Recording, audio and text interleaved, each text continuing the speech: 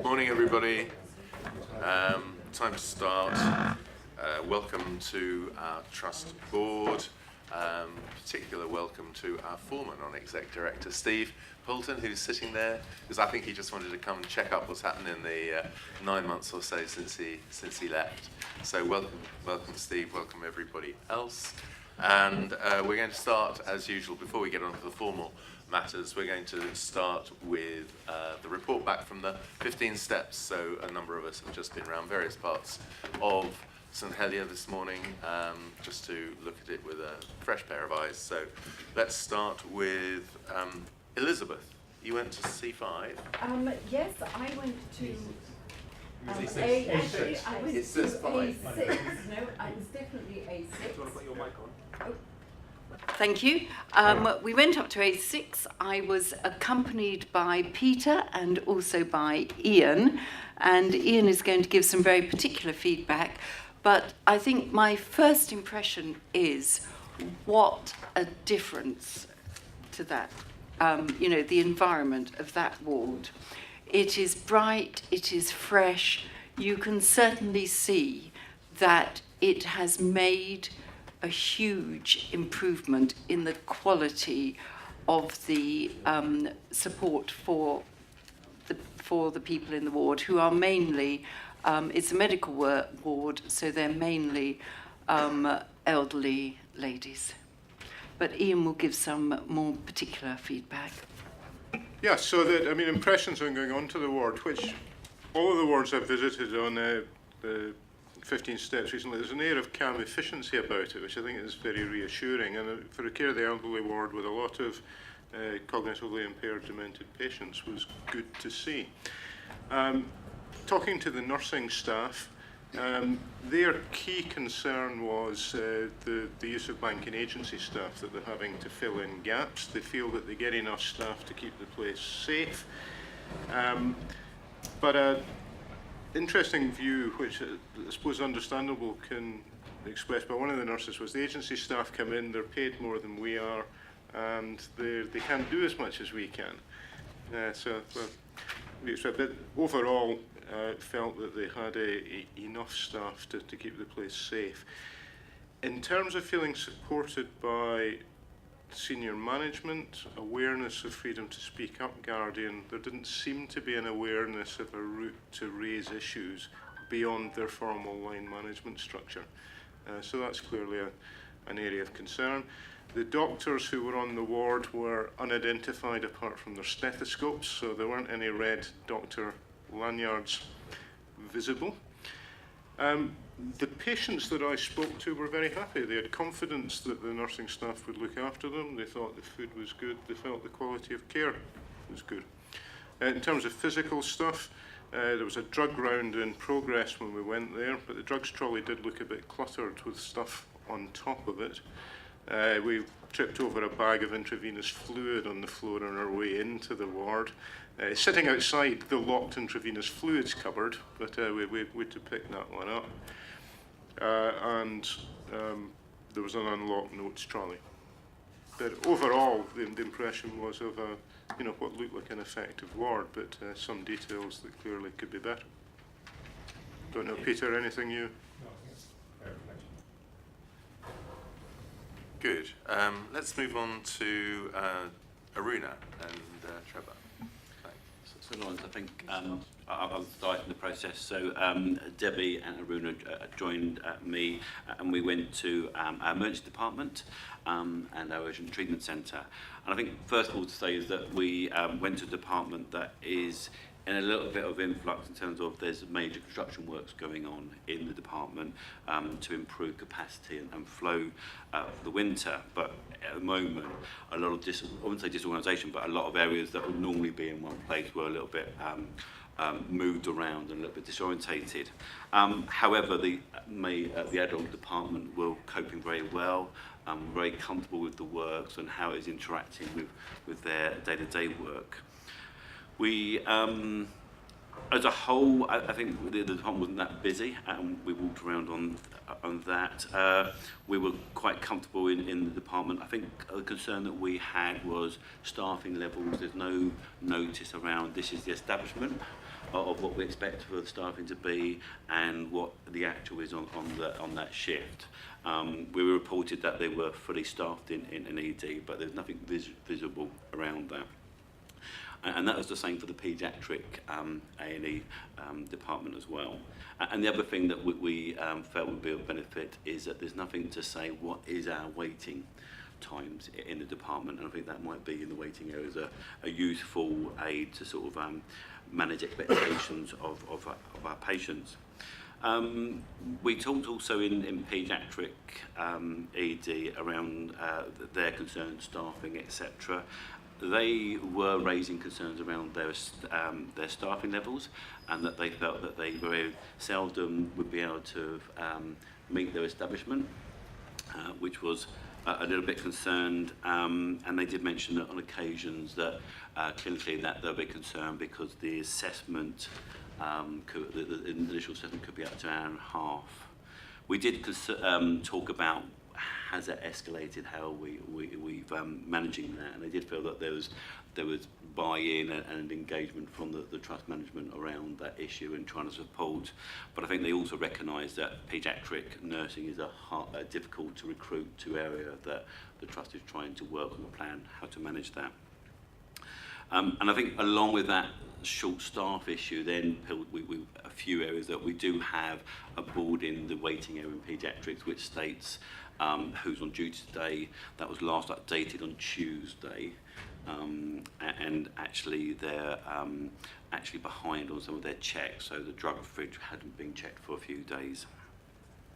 But I think ultimately we were impressed in terms of the amount of building work going on and how they were managing. Everyone seemed to be in control. We knew who the staff were, etc. I think into the whole checklist, we went to a large department, so we didn't get through everything, but I think we're confident if Bruno or Debbie wants to add to that. I mean, there were a few other things, I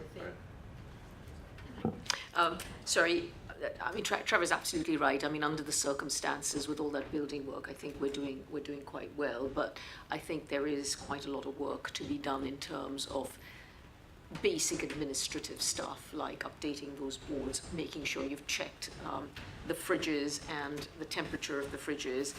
There were oxygen cylinders in the corridors, which shouldn't really have been there. There was hand gels that wasn't filled. So there's some very basic fundamental stuff. The tea and coffee area was shared with where the drugs were stored.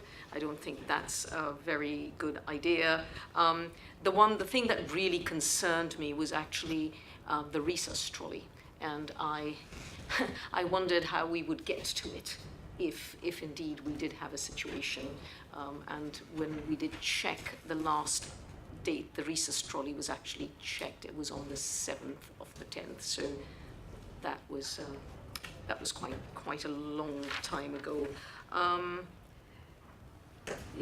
mean, there were concerns about pediatrics, especially overnight staffing. So I think there were concerns raised that they were just sort of potentially 2 nurses and 1 doctor managing the wards as well as the A&E. So that that was a little bit worrying. Was there anything else? And one request, actually, if I could make this, I think one of the little children was absolutely mortified in pediatrics because there was a skeleton, and quite a scary skeleton in pediatric A&E with something through its nose as well. So I think we need to take that out. I don't think you want a skeleton in pediatric A&E, especially little children. So yeah, I think that needs to come out. Sorry. Yes, exactly. Well, yes, you could look. Not quite there yet. Okay, thank you. Sorry, this expanded board table does make it a bit difficult to get around the edge. So, right, I think while Arlene and Pat and Dan get themselves sorted out, we'll go on to Daniel and Martin, who went to Frank D's. Okay, so this was quite different for me from any of the other wards that I've visited, in that one of the things I always do is to take staff aside and ask about how things are, and a series of questions, and reassure them about the anonymity and confidentiality, and actually it was incredibly positive. There was literally nothing which, well, there was something about nursing homes which clearly wasn't to do with us, but there really wasn't anything negative. There were lots of positive comments around teamwork. There was also just an incredible amount of staff and activity on the wards. Clearly that was partly because of the particular time that we were there. And in terms of checking through the various items, there was little wrong. One thing that I would highlight, which we did talk about a long time back,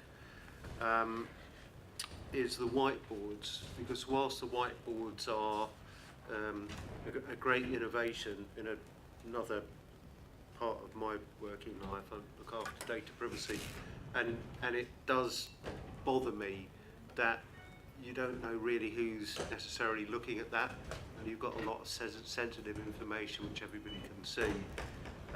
But I can imagine that's tricky in terms of getting the most use out of them. And staffing wise, again, they were fine.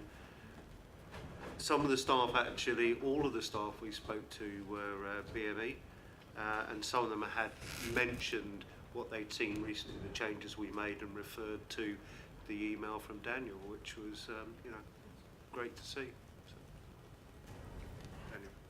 So I would just add, we have a question from there were 2 nurse associates who are just coming to the end of their training, and the question is, what's their uniform going to be? Because we haven't got one yet. But we need to resolve that. We've got to repair the floor on the ramp up to Frank D's, Trevor. Yeah, so Frank D's is moving in a few weeks' time. So before we put anyone else in there, we're doing some flooring repairs and redecoration. And then we have an issue with lights at night. So you can see that we've got all these strip lights in the main thoroughfare, and of course they will shine into where all the bays are. So I wonder if there's something we can do about putting dimmers on the strip lights. But other than that, the best thing was how positive all the staff were. It was really very different. Sorry, can you just say why it was very, in a bit more detail? Well, because normally when I meet people, they tell me, they often say these are the good things, and then they say, here's the list of all the things that we need you to fix, and there just wasn't one. They seemed like a really well-functioning group of people who really enjoyed their job, and they all said, Yeah, and just to add, and we spoke to different ones, so the kind of questions that I always ask are, what's the staffing like? Said staffing's okay. What's the mood like? Said, oh, it's pretty positive, we're a good team, good teamwork. So, yeah, and then I would say, is there anything at all that you'd like to flag up?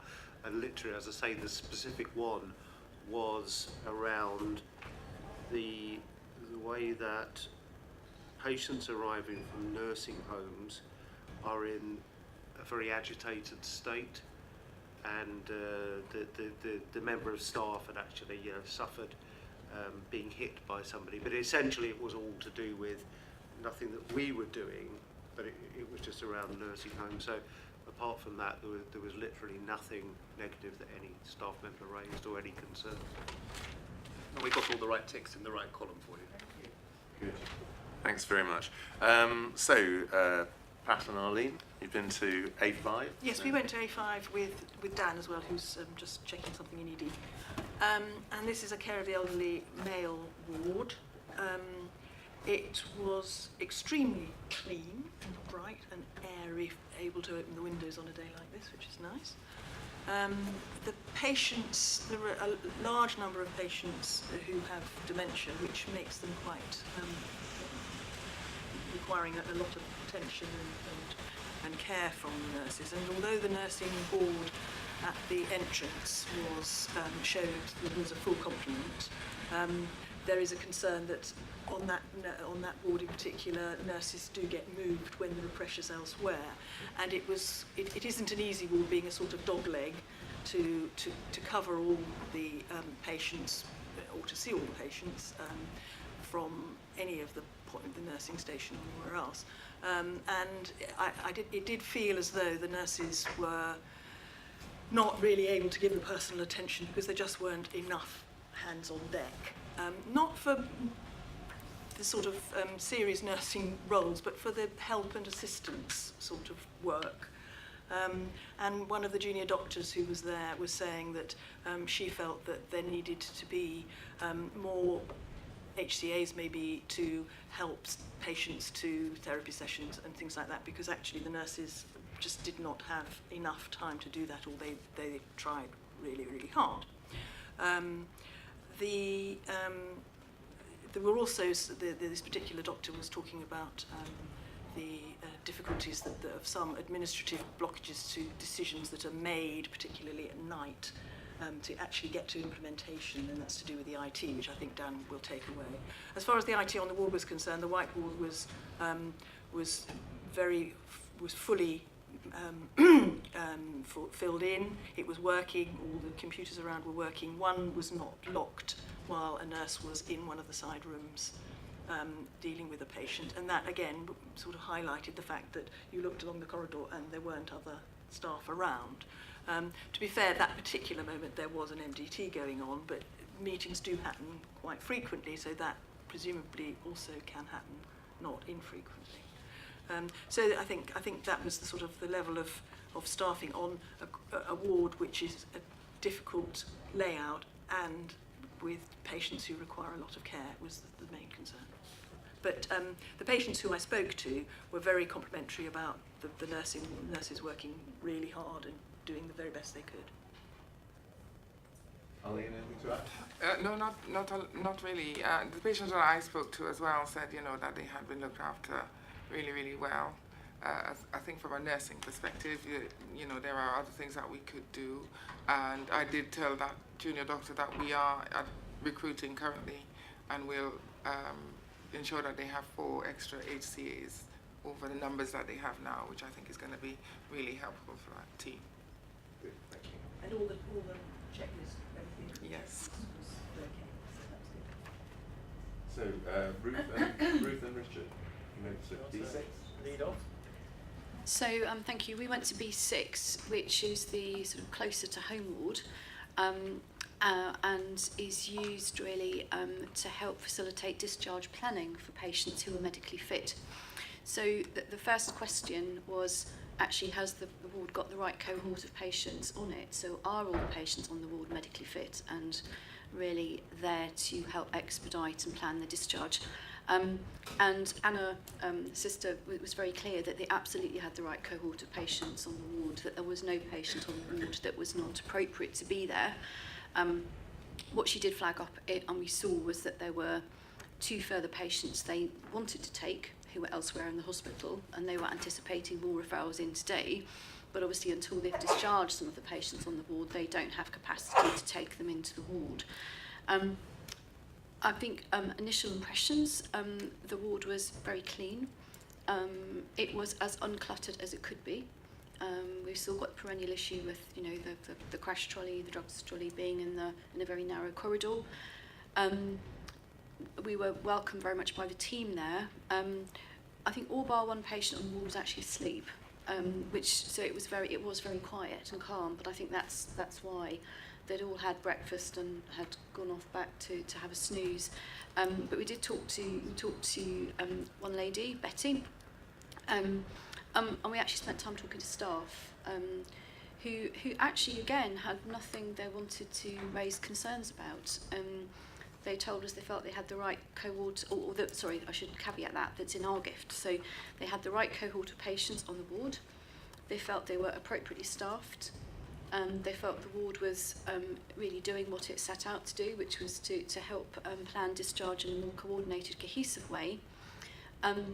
Their frustration very much came from the fact that there were patients on the ward who were medically fit to go home, and where they felt social care were not being as responsive as they would like them to be.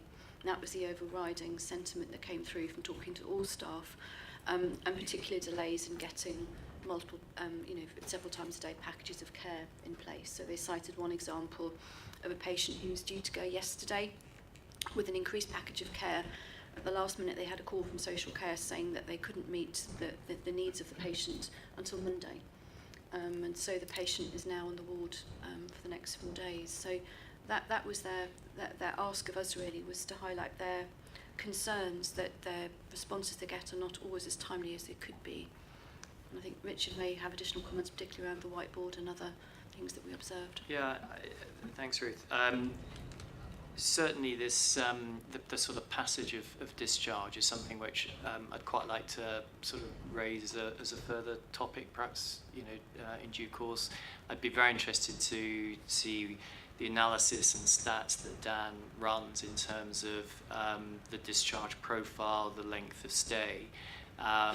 And then I think also clearly there is a challenge or an issue with the social care packages or the arrangements for discharging patients. And I think the challenge that I would put to us is, are we addressing that early enough before the patient is due to be discharged, or are we just blaming social care unfairly? So I'd like to understand a bit more of that analysis. The whiteboards, I mean, I'm a big fan of the whiteboards.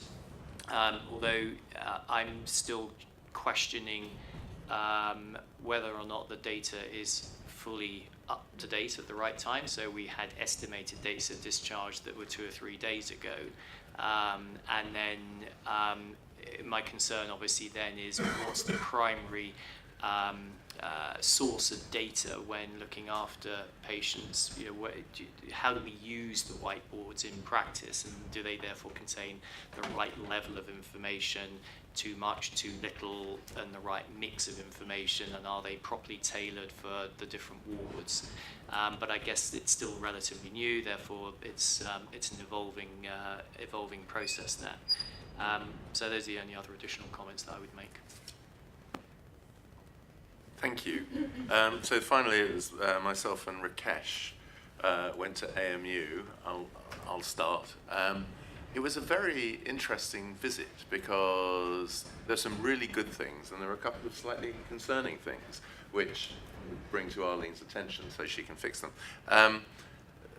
It was very well staffed, which was great. There were a lot of doctors. I think I counted at least 7, or if not 8, weren't there? A lot of doctors. And we had a chat with one of them who'd been on all night. And she said that it was smooth running. There were enough people. It was not a stressful night. And obviously you can have very stressful nights. It wasn't a stressful night. Everyone felt in control. And it was really, really very positive. We also spent quite a long time talking to a patient, a lady who had been transferred to AMU from ED, which is the normal route, but she'd been in there for more than a day, which was slightly odd, and she has complications from ulcerative colitis, I find it difficult to say, but she wasn't quite sure whether she was going to be transferred into a ward or whether she was going to have an operation. She thought she might be nil by mouth, but they'd given her breakfast. So she just wasn't quite sure of what was going to happen, although when we asked her about the care, she was terribly complimentary, said the nurses were great, the doctors were really good, and in fact, because of her condition, she's been an inpatient 3 or 4 times in the last few years, and said that this was really very, very good. And in fact, she used to be treated at Croydon, but she transferred herself over to St Helier because she felt the treatment for her specific condition was better. So she comes here for all her outpatient appointments as well. So very positive from her, except she wasn't quite clear about what was going to happen to her today, which I think is a fairly common thing. So lots of doctors, not too busy, not too stressed, and patients who are pretty happy. I think we also saw about, 5 beds which were empty. So the pressure clearly this morning is not massive, although by this afternoon it could be obviously completely changed. You have not, so do I. On the downside, and these just a couple of things.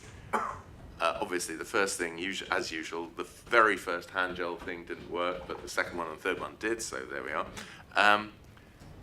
The drugs trolley was locked, but the notes cupboards weren't locked. And so we could just pull out the cupboards and there were the notes. And there were locks, but they weren't locked. More concerned that the clinical cupboard where all the drugs were stored was not locked, even though there's a big notice on the door saying keep this locked at all times. So it's one of those things, I know what happens, everybody's rushing in and out and in and out, and someone goes in and they think, oh, I won't bother to lock it because there'll be someone else coming in 2 minutes. So I know it's very complicated to lock a room and then have to press the code and unlock it, and maybe there could be a better system of locking rooms with smart cards or something, which is much quicker and easier, so you don't have to bother with all that sort of fiddly stuff. But the fact remains that the cupboard was not locked, and had there been a patient on the ward who was perhaps a little bit, sort of not in an agitated state, they could have got in there, I think. So that was a concern. So it's just always those sorts of little contrasts that you see. So great care, lots of staff, happy patients, happy doctor as well, who said that she was enjoying the work, but one or two little things which just need attention.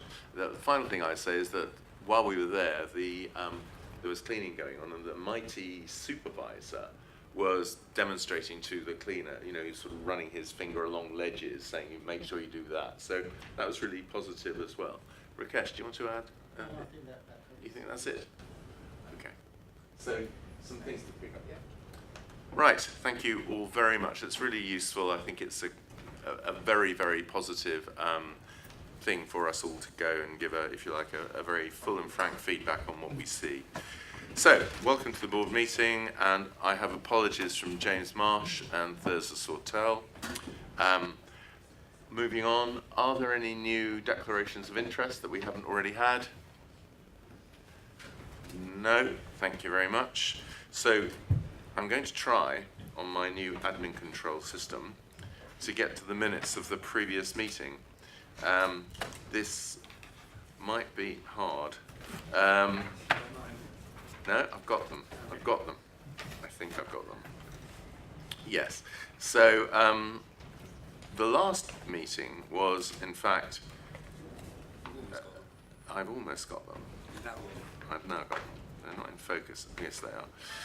Right. Okay. So the last meeting, as those of you, many of you will remember, was the meeting where we preceded it with a public briefing, and we had about 150 people in the lecture theatre in Epsom, and it was a very interesting and informative and I hope constructive debate that we had with the public on that occasion, and that process is still running. So we'll get an update from Daniel later on all of that. So you can see the notes of that meeting there. So does anyone have any comments on the notes on page 1? Page 2, page 3, page 4, page 5, 6, 7, 8, and 9.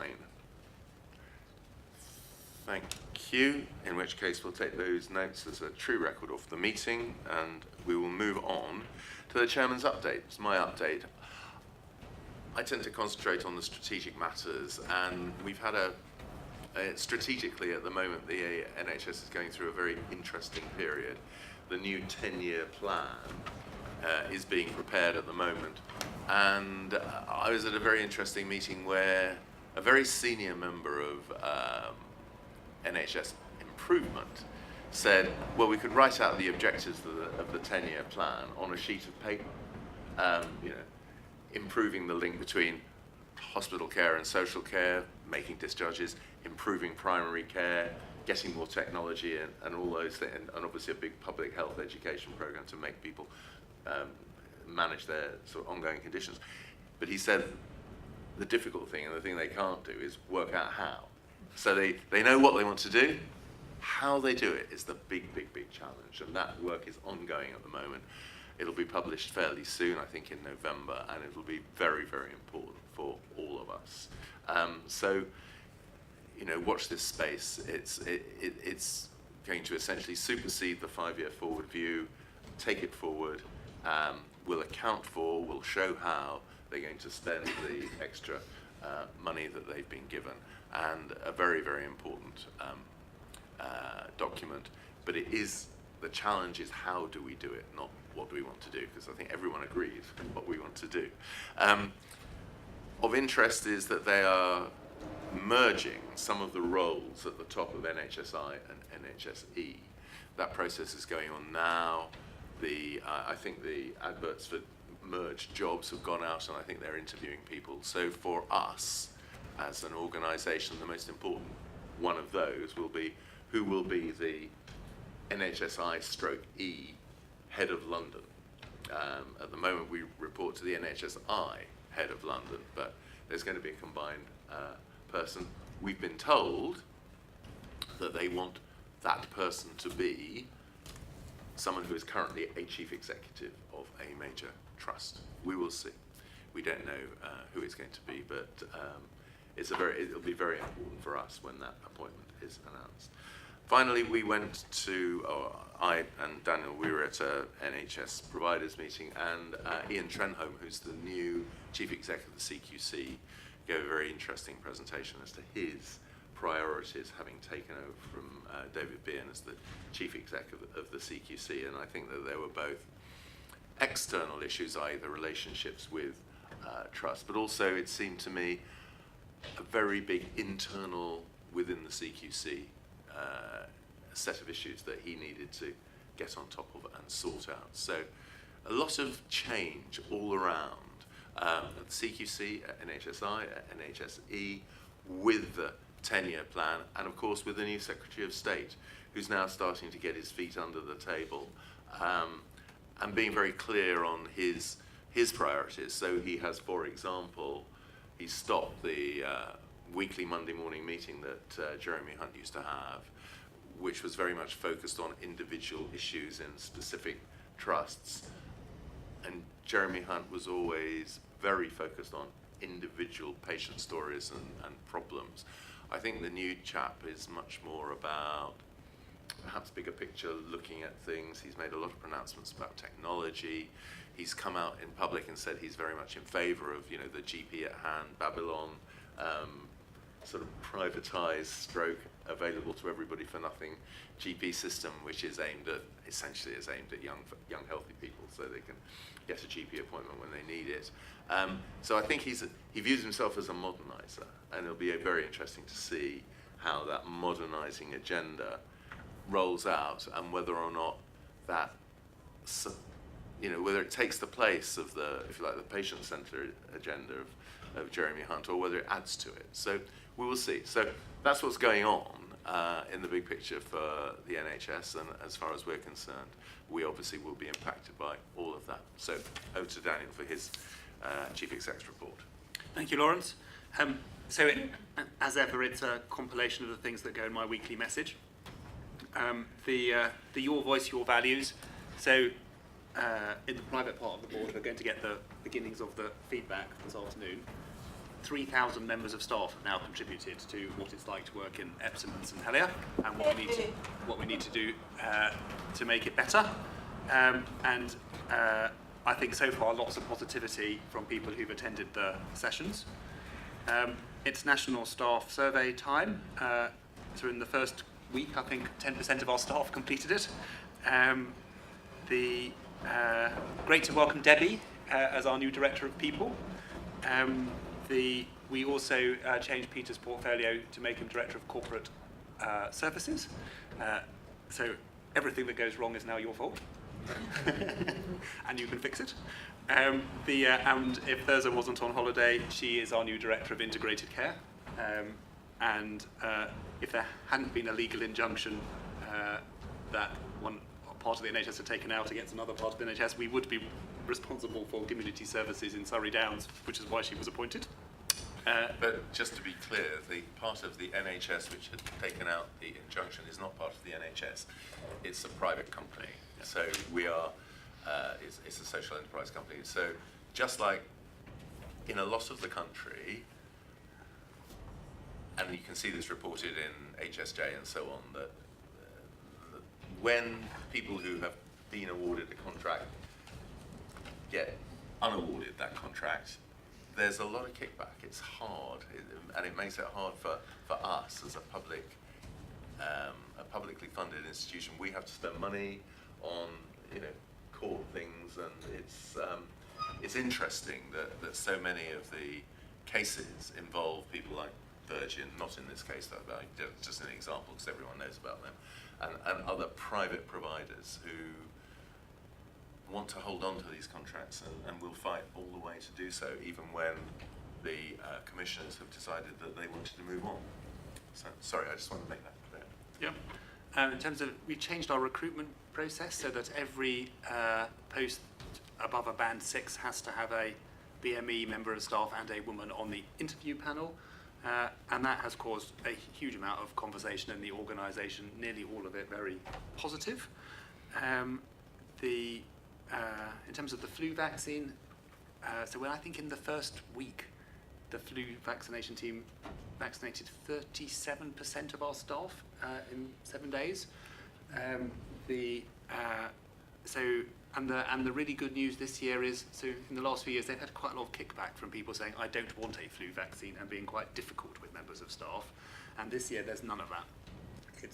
It's either, I am going to have it and I'm very grateful you're doing it, or actually, look, I've got a really clear reason why I wouldn't like it, and I'm very happy to fill out the form to explain. So it's felt much, much easier so far in the feedback to make that happen. In terms of pathology, so you will know that Epsom and Helier has kind of been standalone in pathology for quite a long time, and we didn't join South West London Pathology when it was set up. We did our own thing. On the benchmarking, we come out as almost the cheapest provider of blood sciences in the country with the model that we have. However, it's become clear to us in recent times that we do have to join a network, because in 18 months' time we have to replace all the kit in pathology, and we're only going to get permission to do that if we're part of a network. So we have been sounding out essentially which network would be the right one for us to join. And we have concluded with, we are going to join South West London Pathology, and we've all shaken hands on what it would look like. And the good news as part of that is that we will keep a lot of our pathology services at Epsom and Helier, and they are going to make the best of the fact that our blood sciences is so very strong. And presumably we will be able to get a lot of new equipment, which we need. Yes, and we're joined in the procurement now for, there's something called LIMS.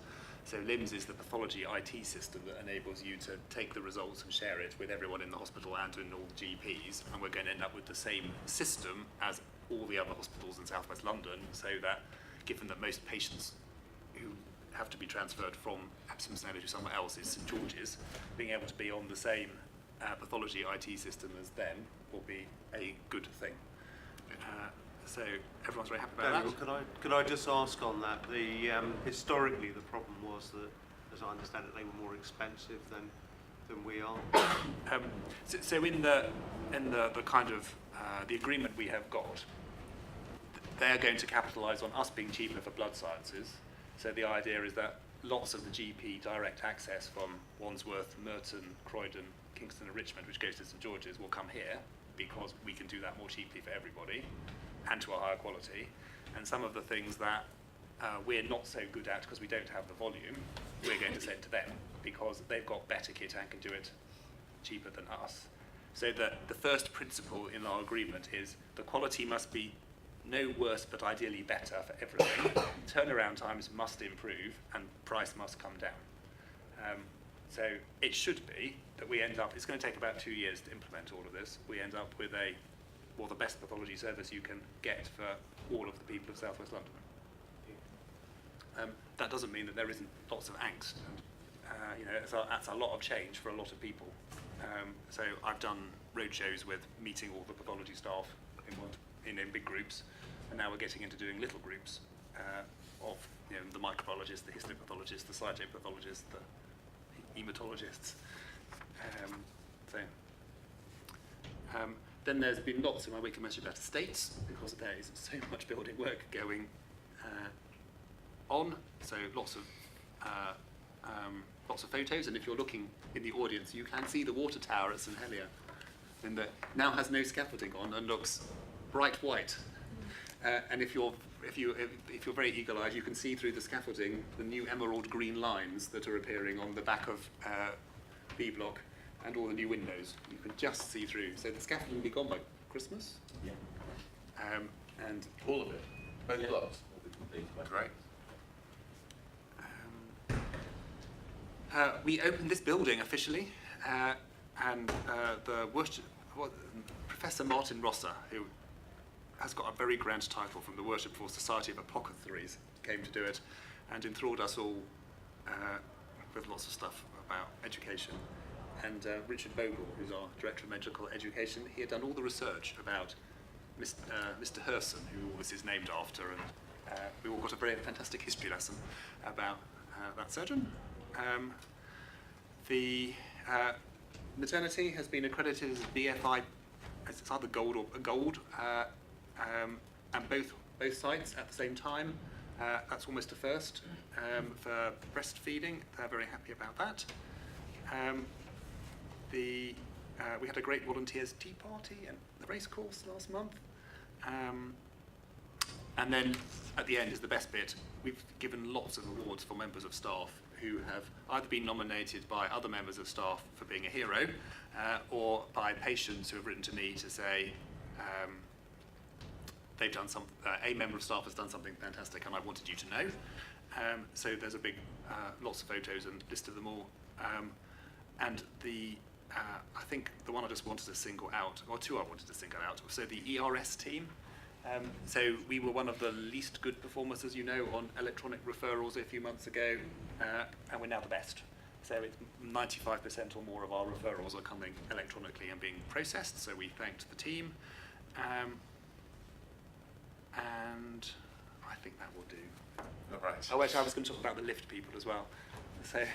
So there was a day in Epsom, if you remember, when all the lifts in the main wall block broke, and we couldn't actually access the patient areas, and the estates team went really over and above with the site team to work out how do you actually manage this safely, including some of the estates team staying overnight in the lift to make sure that we could use it by hand. And so we gave them an award. And as you know, the board gets cited on all non-clinical incidents, and we had that one about the MRI scanner in Epsom. What's happening on that? So that was due to a sewage leak. That was resolved on the day, so it was operational again in the evening. I believe it impacted on 6 patients. But it's done. It's all resolved. Yeah, it resolved that same day. Good. Thank you very much. Right. Any questions on Daniel's update? In which case we'll move on to the integrated performance report. Over to Ruth. Okay, thank you very much. So as always, I'll start and pick up the first 3 pages. The first of which is our mortality page on our trust-wide IPR. I think important to highlight the continued strong position of our HSMR.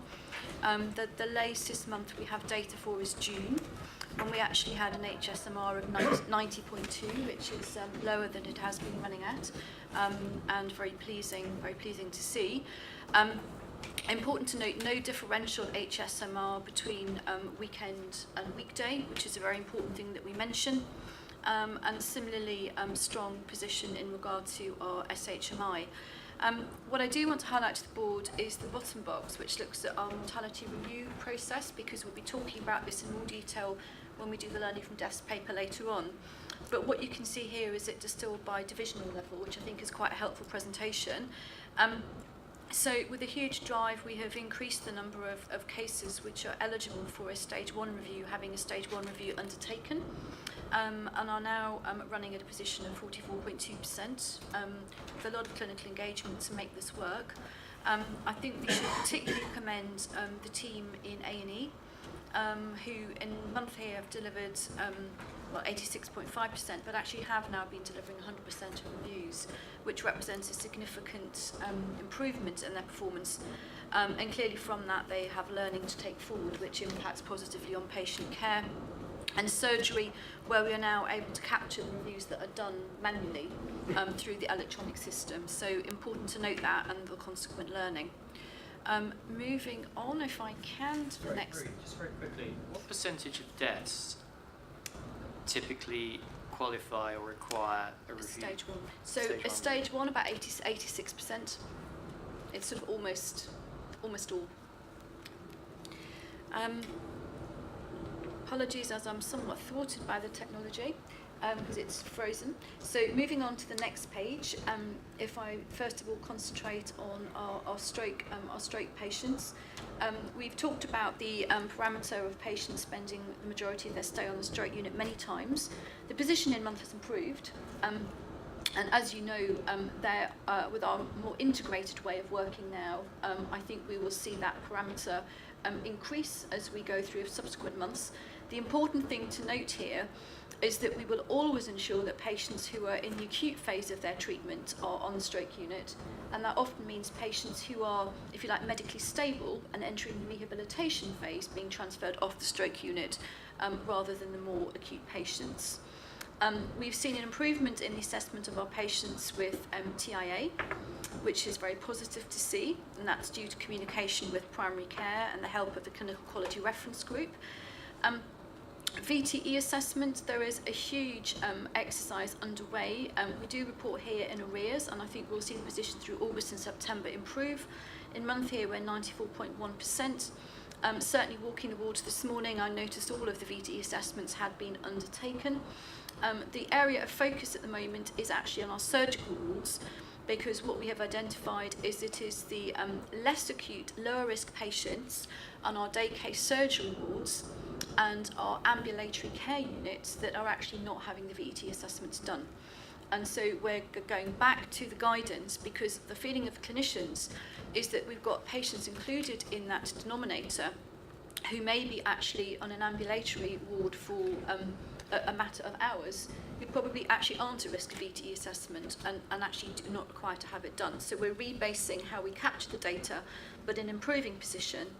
And Arlene and the nursing team are helping with that through the VTE, the work of VTE nurses.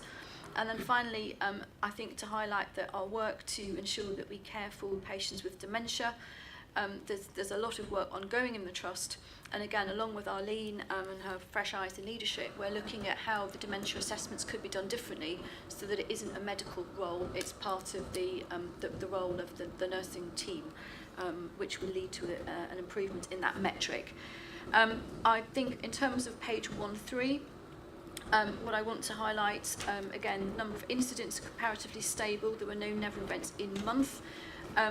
We continue to be challenged with our timely completion of the concise RCAs. I don't think you can draw any statistical conclusion from the one comprehensive investigation. But what I want to highlight at this stage is that recognising that a more timely approach to root cause analysis would actually help with our completion.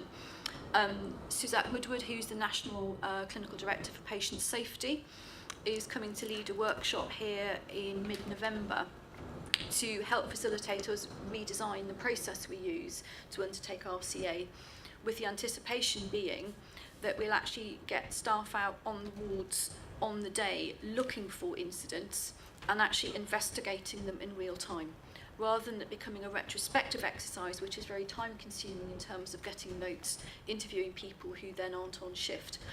So we've looked at the Warwickshire model, feel that's a very positive model to try to replicate, and are thrilled to have Suzette coming on site, both to actually help facilitate a workshop, and also she's coming on the 1st of November, if anyone would like to join us, to give a plenary lecture on patient safety from a national director's perspective. So can I add that we keep a very close eye on this in PSQ, and we're very encouraged by the fact that the figures have improved, but that also the learning that will come from doing more real-time investigations is something that will be very valuable to the whole Trust, because we do think that a lot of learning is lost by the delay. hand over to Arlene now. Thank you. On 1.4, in terms of improving patient safety, look at safety thermometer, which is a national tool used to capture harm-free care of patients. And what we know is that Epsom and St Helier, we have fluctuated quite a lot, and that's not because of the care that we've been given, but because of how we've been capturing and reporting the data. So I am working with the teams to get that consistent and then consistently reported and improved. In terms of the falls, which is another measure of patient safety, we are still below the RCP, Royal College of Physicians, national trajectories, as it were. However, we have seen a number of falls in the month. We had 3 that resulted in significant harm, and 2 of them were fractures. They were in the emergency department, which in theory would mean that they would be within the time or before the time that we would have assessed a patient's risk of falling. So there is some work that we need to do looking at that as assessing patients as soon as they come in and not, looking at a time to decide when they would be assessed. So we're doing that, and we are doing the reports into those serious incidents as well. Ollie, can I just ask on falls? In that little chart, for a couple of months, so November 17 and January 18, there's nothing. Does that mean there were no falls in those months? Which I can't believe. No. Or does it mean that there weren't any falls that caused harm? There were no falls that caused harm that were recorded. I think it was a recording thing as opposed to no falls happened, but none with serious harm. Sorry, I was going to ask a similar question. You said on the first point about new harm event that the data was erratic and that you were looking at how we're capturing the data.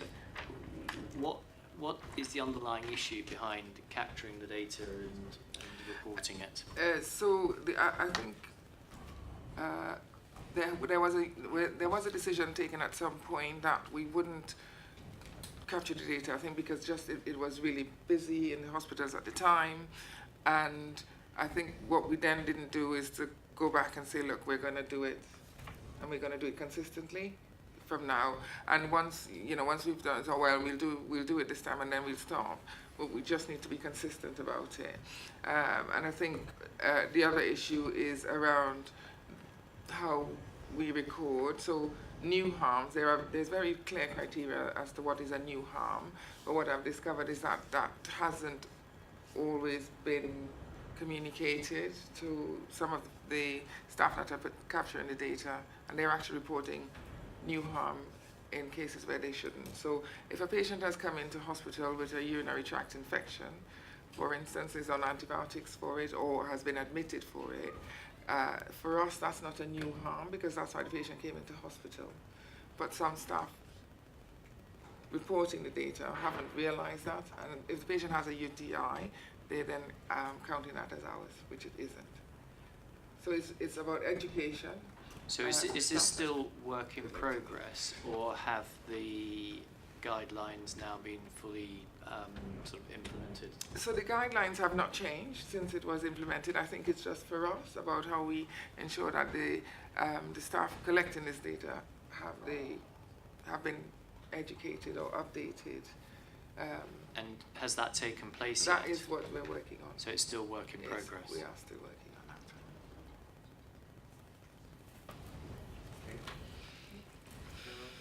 that. Yeah. 1.5, safe staffing is another of the areas. So care hours per patient day is the national tool or used to look at staffing levels on the wards. It is one of the areas that we are looking at. There is no right or wrong number. It is captured and reported on Model Hospital. And currently we can see from our data that we are increasing the numbers of RNs through fill rates and all of the activity that we're doing. this doesn't really give us the feel for, you know, the skill mix and all of that, which we are still looking at. The plan is to ensure that we have an establishment review, and which will give us a little bit more detail around, do we have the right numbers of staff in the budget, and then do we have those posts sufficiently filled to give us the staff that we need on a day-to-day basis. Arlene, can I ask, I mean, now you've been here for a few months, and I know that you've been very active looking at each of the wards and staffing. I mean, can you summarise for the board the key changes that you have made or are making or will be making to ensure that we have safe staffing and as much as it is physically possible? So some of the things that we are doing is ensuring that wards are attempting to recruit to their full establishment. So one of the first things I looked at was had our budget changed? So had it been slashed and burned in terms of staffing? And it hasn't. So our budget has stayed consistent for at least the last 3 years. So I think you know, there was a perception that maybe the nursing staff had been cut, and that hasn't happened. We are recruiting to nursing posts as they become vacant. So as I've said before, in some of the trusts that I've worked, there's a whole process that you have to go through to fill a band 5 post. We don't have that at all here. We're continuing to recruit as posts become vacant in all our nursing posts. The additional stuff that I'm doing with the heads of nursing is around working ahead, so looking at what will we need in 2 weeks' time as opposed to what do we need today, and then rushing around to see who we can prioritize to fill. So the wards have requested that they make requests for agency nurses in advance. So that's one of the things that we're doing. We are also looking at long lines of agency for areas like HDU, ITU and ED, where our vacancies are significant. What that will give us is that we will get people who are able to work with us for a longer time and become part of the team, so that the care that they give is no different to what we're giving. They're not just visiting to help us with a shift, they are actually working together with us. And at the same time, looking for those agency nurses that have done more than 3 months with us and asking them, are you going to come over to our bank, which would then be cheaper for us in the long run anyway. So we're doing a little bit of that. And in terms of unregistered nursing staff, which I think is probably the area that for me was the biggest concern, some areas I don't think were allocated enough in terms of, we just need hands on wards because of how the ward layouts are. We've set ourselves a target of recruiting 100 new HCAs by December, and we've done 54 so far. So at least 54 will be in post before December. We have another 50 coming for interview on Monday. So that's the stuff that we're doing. That sounds very positive. What's the once we recruit HCAs, obviously they have a period of training. Yes. Is there a sort of an average length of stay before they move on? And is there a path for them to actually get up into nursing itself? So some of the work that we're doing is definitely around looking at our unregistered staff and how we can, progression plan with them and for them. We're looking at how we use some of our apprenticeship levy to get them onto the right programs, and they can, through apprenticeship levy, go all the way up to master's study anyway. So it's about ensuring that we're able to offer that. So I think the retention piece I'm working on with HR around what we offer to ensure that staff want to stay with us. We've also talked about offering an incentive to staff who are with us to help encourage other staff to join, and that has so far, I think people are quite skeptical. They're not sure that they'll actually get the incentive, so I think they're just a bit cautious about it. But quite a lot of people have emailed to say, are we really going to do it? And the message is that we are. So that's another thing that we're doing now. But so I am a great believer in developing our unregistered staff, because I think that there is so much that they can do, and we are looking at how we can do that formally. Sarina? Just a question. Do you think? I mean, we're going to bring in 100 as you say, HCAs. I mean, these people will need support, training, etc. Yeah. We're probably doing it in the busiest period. Is Yeah. that going to be a challenge for us? Well, it will be, but what we have done is that we have got our practice development nurses and our practice educators teed up to support these people on the wards, and our heads of nursing and our matrons. Because one of the other things that I forgot to mention was that we are looking to appoint a clinical matron for every single ward. So this will be a matron that works on the ward every single day, supporting staff, both trained and registered and unregistered, to improve care. And so we're recruiting into those posts as well.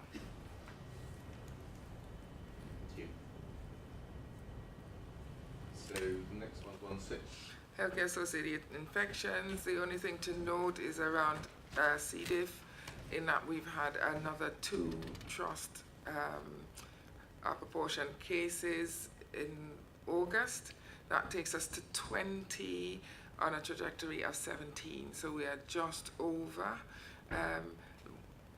The team have looked at the cases in detail, and there are no there hasn't been any real breakdown in process. I think patients have got C. diff. There's been no cross-infection or cross-contamination or anything like that.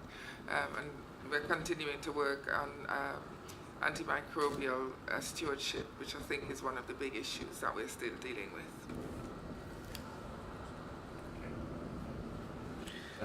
Maternity, the only thing, of course, is our rate of cesarean sections, and there's always that thing of balancing, you know, the need to intervene at the right time to ensure that the baby and mom are safe.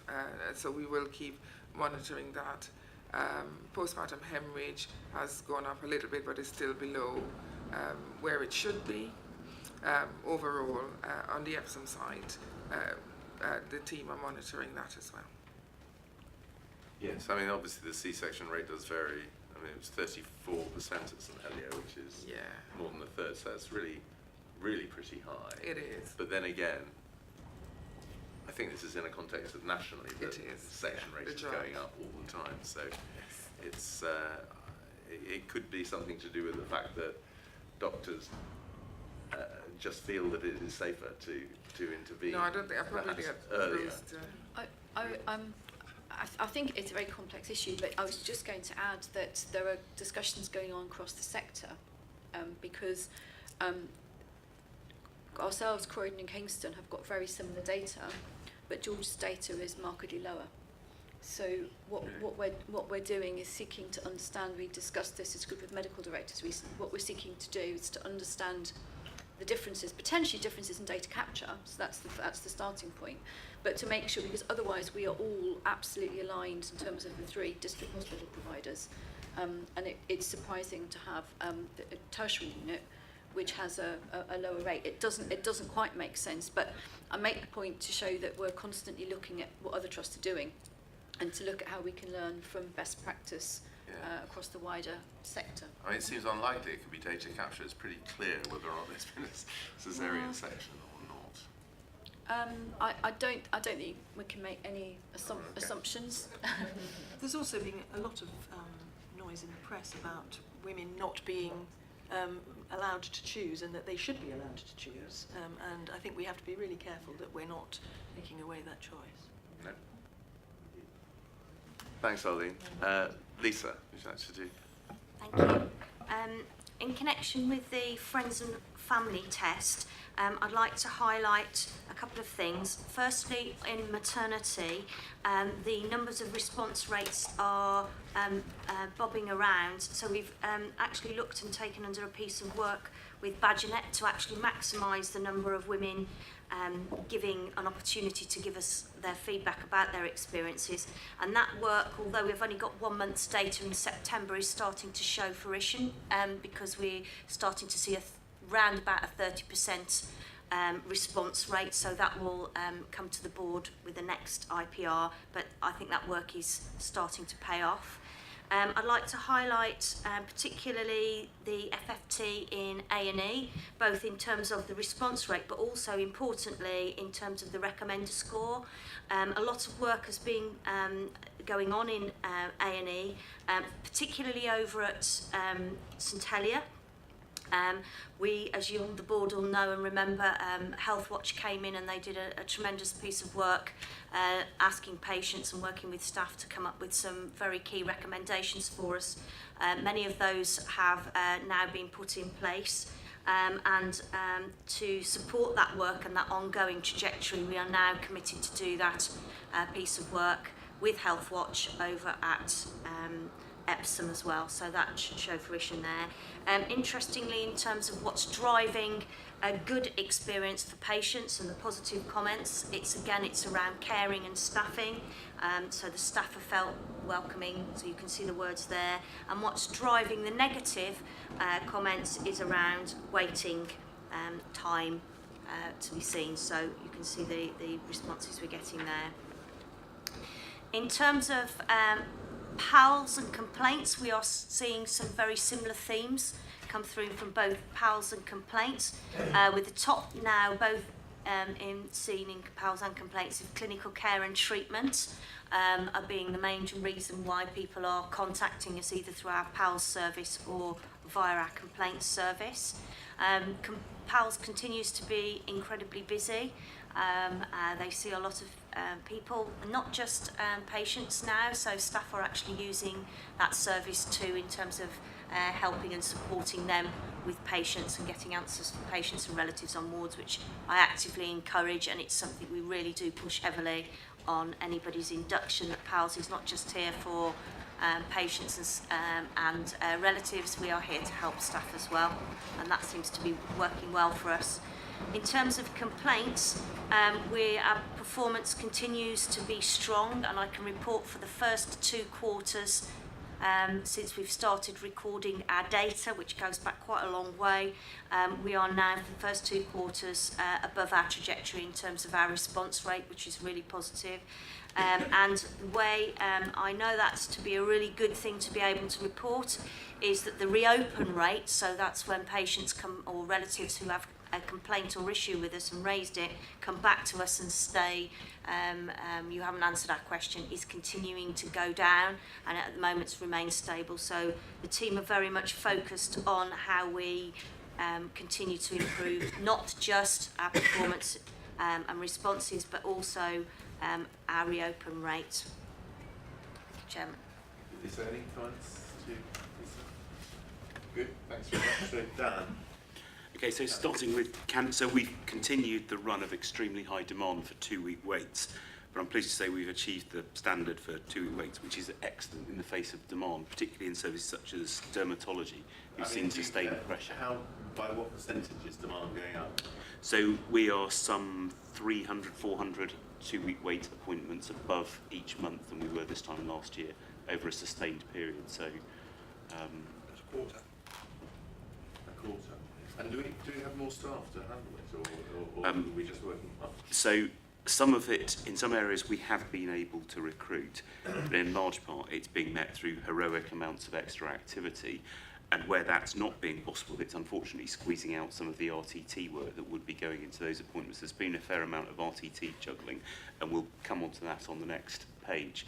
But it's been a really difficult turnaround because you've got higher demand all being managed in the context of ERS introduction at the same time as the summer leave period. So it's been a really challenging period for the teams, and they've done exceptionally well. Is it in any specific cancers? I mean, because there's been a lot of publicity about prostate, and also there's national prostate stuff, but also the Epsom prostate stuff. So there are probably 4 areas I'd flag up. Prostate has seen a huge spike, but it has now come back down off the spike, but at a slightly, we've settled down at about 90 to 100 cases a month, not the 60 to 70 we were seeing before. We've come down off the spike of about 130. Lower GI is my long-term worry bead because they tend to be very complex and require surgery if it is cancer found. But more concerningly, about 50% of our referrals now into the colorectal service are 2-week waits, rather than that balance is now tipping in favour of 2-week waits, so that's becoming more difficult to manage. Lung has seen a slight increase, but again with some of the complexities that come across managing several sites. And the other place that's seen a huge increase is dermatology, and some of that is seasonal, but a large part of that is a sustained. There's an increase every year, and it's a series of rolling waves. So there's a long-term issue about the way we deal with our dermatology referrals. That's fascinating. I mean, do you think that's to do with the summer, the hot So summer? the heat always causes a spike of referrals for dermatology in the summer, but each summer's peak for the last 3 years has been slightly higher than its predecessor, and they're not settling down to a lower level over the winter, so it's becoming more difficult. Elizabeth and then Chris. I wanted to ask a little bit more, Dan, about the new prostate cancer service and how it's settling in. Are we still able to maintain the diagnosis during the course of one day, or are we having to ask people to come back? And what kind of feedback are we receiving from the patients for that service? So I couldn't give you the level of detail about are we doing it in one day now. I'd have to come back to you. But we are, I think if you look at the bottom right-hand corner of that chart, what you'll see is 29 cancer cases treated for the urology service. Yes. And I think this time last year, had we seen that level of pressure, we might have been down in the low 70s. So the fact we're achieving a flow through of our patients with more than 9 in 10 being treated in 62 days is a real marker of our ability to do it. In terms of patient feedback, the clinicians are saying the patients appreciate the speed, and I think our reputation, and Lawrence slightly alluded to, are we a victim of our own success? I think we probably are to a certain extent, and that probably speaks volumes. Chris. Thank you. I think it's probably just worth recalling to the board, for those, for some people, that about 2 years ago, the criteria for the threshold for referral on 2-week rule was lowered, so it was quite clear there would be more referrals coming through because the referral criteria for GPs had dropped. The other thing is I'm aware that it's a piece of work by local primary care clinicians and the dermatologists in the trust to try and support, to do some teledermatology to take some of the pressure off the 2-week rule service. So I don't have the depth of detail about that particular service, but yes, I do know we are trying to introduce that service, and we're expecting to be able to make progress in the next couple of months. So I could probably bring back an update if that would be helpful. Thank you. Do you want to go on to urgent care? It's probably just worth, we've just covered 2-week wait referrals. The major marker of success, I think, is our 62-day performance at 86.6, which is a really impressive achievement. And we've now confirmed that we've delivered the same for August as well. So that's been really impressive given the summer leave challenges. On to elective care. I mentioned earlier that I think that some of the rise in the speed at which we're having to turn around appointments has had an impact on our referral to treatment scores, and that has been borne out. It's worth emphasising that we did say at the beginning of the year that we expected our backlog and overall PTL to rise during the month of August and remain stable in September before it dropped again in October. And we are seeing all of those three trends bear out, in part because we're squeezing out some of the opportunity for news through cancer, and in part because of reduced capacity during summer leave periods. But we are now reducing both PTL and backlog with rapidity in October. The first outpatient waiting time, we are seeing a higher number of people in August who've had to wait over 10 weeks for an outpatient appointment. And again, I do think that's a reflection of the priority being given to cancer cases coming in and slightly reduced capacity. And I'd expect over the next month or so that to return to its normal rate. Diagnostics is an area for concern. We have improved the performance in August, but the two main areas of concern remain endoscopy and also ultrasound for the musculoskeletal pathway. Both of those are due to known staffing shortfalls. We have been able to improve the endoscopy slightly through the use of some insourcing services, but we are expected to return to performance completely in October because we've not been able to solve the musculoskeletal job plans yet. So that's coming, but we are improving. We then haven't had any failures of the 28-day pathway in August. And e-referrals, I think the chart speaks for itself, and we're just doing some work at the moment to work out where's our natural limit, because logically there will be some exclusions, and we probably need to gain a sense of will there always be an enduring rate of paper referrals, and is that 1%, 2%, 10%? If you look at that chart, it would look as though paper referrals would entirely stop. Is that going to be the case? I don't think so. I think there are always going to be a series of very small exceptions, and I think that's why I was saying we just need to bottom out what that's going to be, and then we can actually say, have we achieved that, rather than hoping we're always going to aspire to reach 100%. So it's 100% of those services I think we should be able to do it for, not all of it. So if you go back a few months or to last year, and you can see the change is massive, how accustomed now are the teams to working off the ERS rather than the paper? Has it been as smooth as you'd hoped? And I know we've done very well, but can you just talk a little bit about how it's actually gone down at the coalface, as it were? So I think it depends by service, is the completely honest answer. Some services kept a form of centralised referral management, and they triaged all their referrals. So paediatrics did it, orthopaedics did it. Others elected to trust the DOS and then manage the referrals that they see. And I think now we're reaching the sort of broadly 3-month point of the increase. We're starting to see who got that call right. But you have to factor in job plans, the complexities of each individual service. And now is the time we're going back around to say, okay, for your individual service, did you get that call right? And actually, do we need to start factoring in an element of triage? I don't know if, Ruth, you do this daily. So. I mean, I can speak with a clinical hat on. I think Dan's absolutely right that, practice has changed overnight. I think we've all seen, or many of us have seen, changes in the patients coming into our clinics. And actually now is the time to go back and analyse, actually what those changes are and whether we're getting the right patients into the right clinics first time, which is absolutely the aim and the aspiration of this process. But I think it's only after using it for 2 or 3 months you can actually do that piece of work.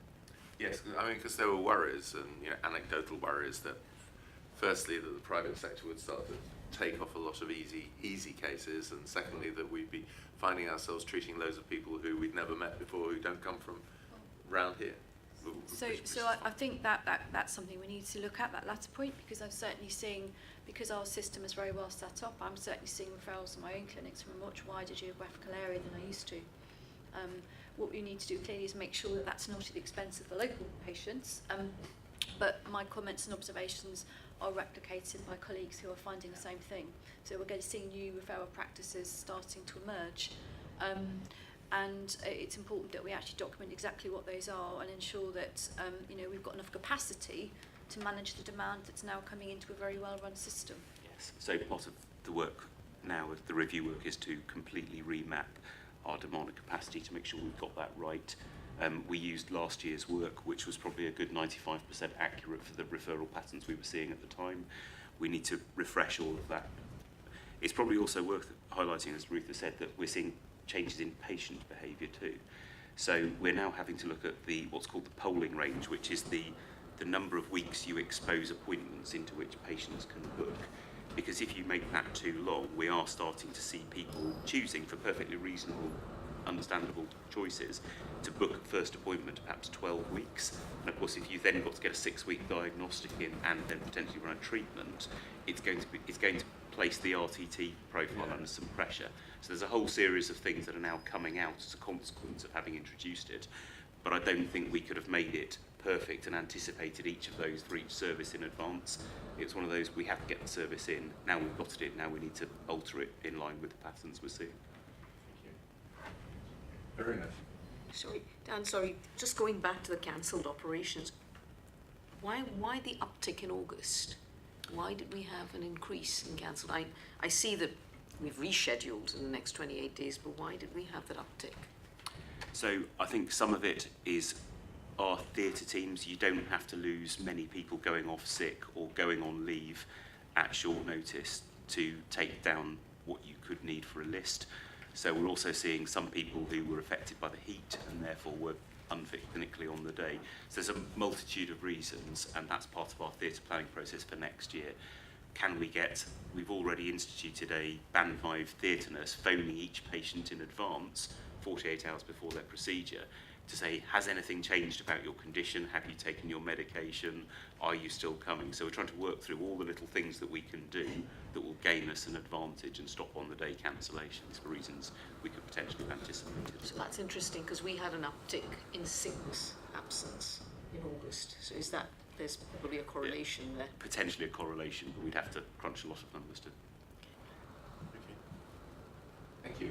Sorry to go back to it, but if I may, I just had another question I was going to ask on electronic patient referral. It's a different aspect from what we talked about before. Is it going to save us any money? Sorry? Has it, or is it going to save us any money? In the short term, no. In the long term, we don't know. In the short term, I think what we've seen is an increase on the staff, an increase on the burden we've placed on our staff, who are trying to manage a series of complex pathways whilst undergoing a major change programme. They've coped superbly well. We now need to bed the system in. What we then find is that any gains we may make as a result of ERS may be offset by the complexities of managing the service further downstream. So I think it's too early to tell whether it's going to make any difference. It may change the balance of where we have people, but at the moment I don't know. I think you want to Okay. Quickly on to urgent care. So urgent care, we met the 95% standard for all types for August.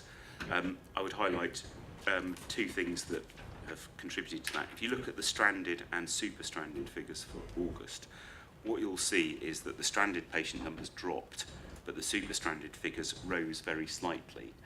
And the reason for the numbers rising very slightly in August is because of the bulge of stranded patients who came through in August. And we're seeing the same thing this week, which is a rise in our strandeds, which is normally an indicator of acuity. And if you think back to July and all the hot weather, what that was feeding was a series of acute presentations, some of whom were not recovering rapidly. And our strandeds, we break it down by day as well, and you can see that for the first 2 weeks of August, the super stranded, which is 21 days plus, numbers were high, and they drop off rapidly as we were able to help people manage their needs at home or with support elsewhere. So I think what you see in August is a reflection of what came in the month before. Ambulance arrivals continue. There's been a very slight increase in ambulance delays in Epsom. Ambulance handover times in Epsom. I'd say some of that is about the clustering, so that's probably normal variation, but I would also highlight that our rebuild is designed to increase the size of the rapid assessment and triage areas on both sites. And I think it's once those are introduced, and the build programme should come online in mid to late November, that will then enable us to manage the arrival programmes better, but we will still be affected by surge hours and surge arrivals, and I don't think we're ever going to be able to get past that. Well, thanks for that. Thanks for, great we met the standard in August as well. I think the stranded and super stranded is, as you say, I think the stranded and super stranded is a very interesting issue. There's certainly a lot of focus on it from the centre, and clearly one of the perhaps unexpected things is the relationship as it moves through months. So you start moving them up, but then more people move in. It's a very complicated thing, isn't it? So actually, the focus that NHSI have taken with all trusts has forced us to look at it. My emergent rule of thumb is that if as a trust we go above 300 stranded patients, we start to run into difficulty with flow, and that normally hits the ED within about 48 hours. Right. If our super stranded figures head much above 140 to 150, that's an indicator that there's something wrong in the wider system. And so I'm diminishing some of my own benchmarks about what's working and what's not. We might pick some of that up in Park. Thank you. Okay, so let's move on to workforce. So Peter and of course Debbie is now here as our Director of People, which is great, so welcome. Very pleased to have you here. I don't know how the two of you are going to take. We'll find out. We'll find out. Good. So first of all, I'd like to echo Lawrence's welcome to Debbie. I'm very much looking forward to working with you on this very exciting and challenging agenda. So before going into some of the metrics, the way I try and think about people is sort of in three components. One is, I call it sufficient, capable and motivated, and Dan might recognise this phrase from military days. But so sufficient is, do we have enough people? the capable, are they trained? Do they know what they're meant to be doing? And the motivated is around those sort of that level of engagement, and they're clearly interrelated. So if we don't have enough staff, it may well mean they're missing their training opportunities, which may well lead to a lower level of motivation, and they may well then either not be as effective or choose to leave or other things. So it's a complex set of interrelationships. So most of the metrics in the performance report are around the numbers. Do we have enough of them? And what are we doing to recruit? So with the vacancy levels, which is remaining pretty constant, but the significant component of that is around our gaps in our clinical workforce, which we've heard about through various components, whether it was in the 15 steps at the beginning or through many of the things that Arlene has been talking about in terms of what are we doing to make sure wards are safe on a daily basis. And there's a lot of effort going into the how do we make sure we've got enough staff on the ground to deliver the best care we can. So most of the indicators show that actually there is still considerable more to do to ensure that we are converting those vacancies into permanent staff. So at the bottom of the first page, it shows that there's a consequence to the having to use temporary staff to fill those shortages, which means that we are above the agency trajectory cap, agency trajectory and cap. So the first page is really about monitoring where we are on the kind of the numbers of staff.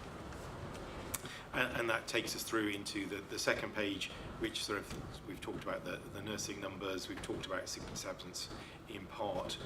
Turnover remains pretty constant. The element of the performance report, which I think we need to do more work at, is in the what I've called the capable and motivated space, because we really have two or three very crude indicators. Basically, it's only about Statman training in this indicator and about have people having an objective set or their appraisals done. So in terms of some of the details, so the figures are in terms of Statman training, we are just below the 85% target that we'd set ourselves overall, and there's been an attempt over the summer to get that at a closer level to the 85%.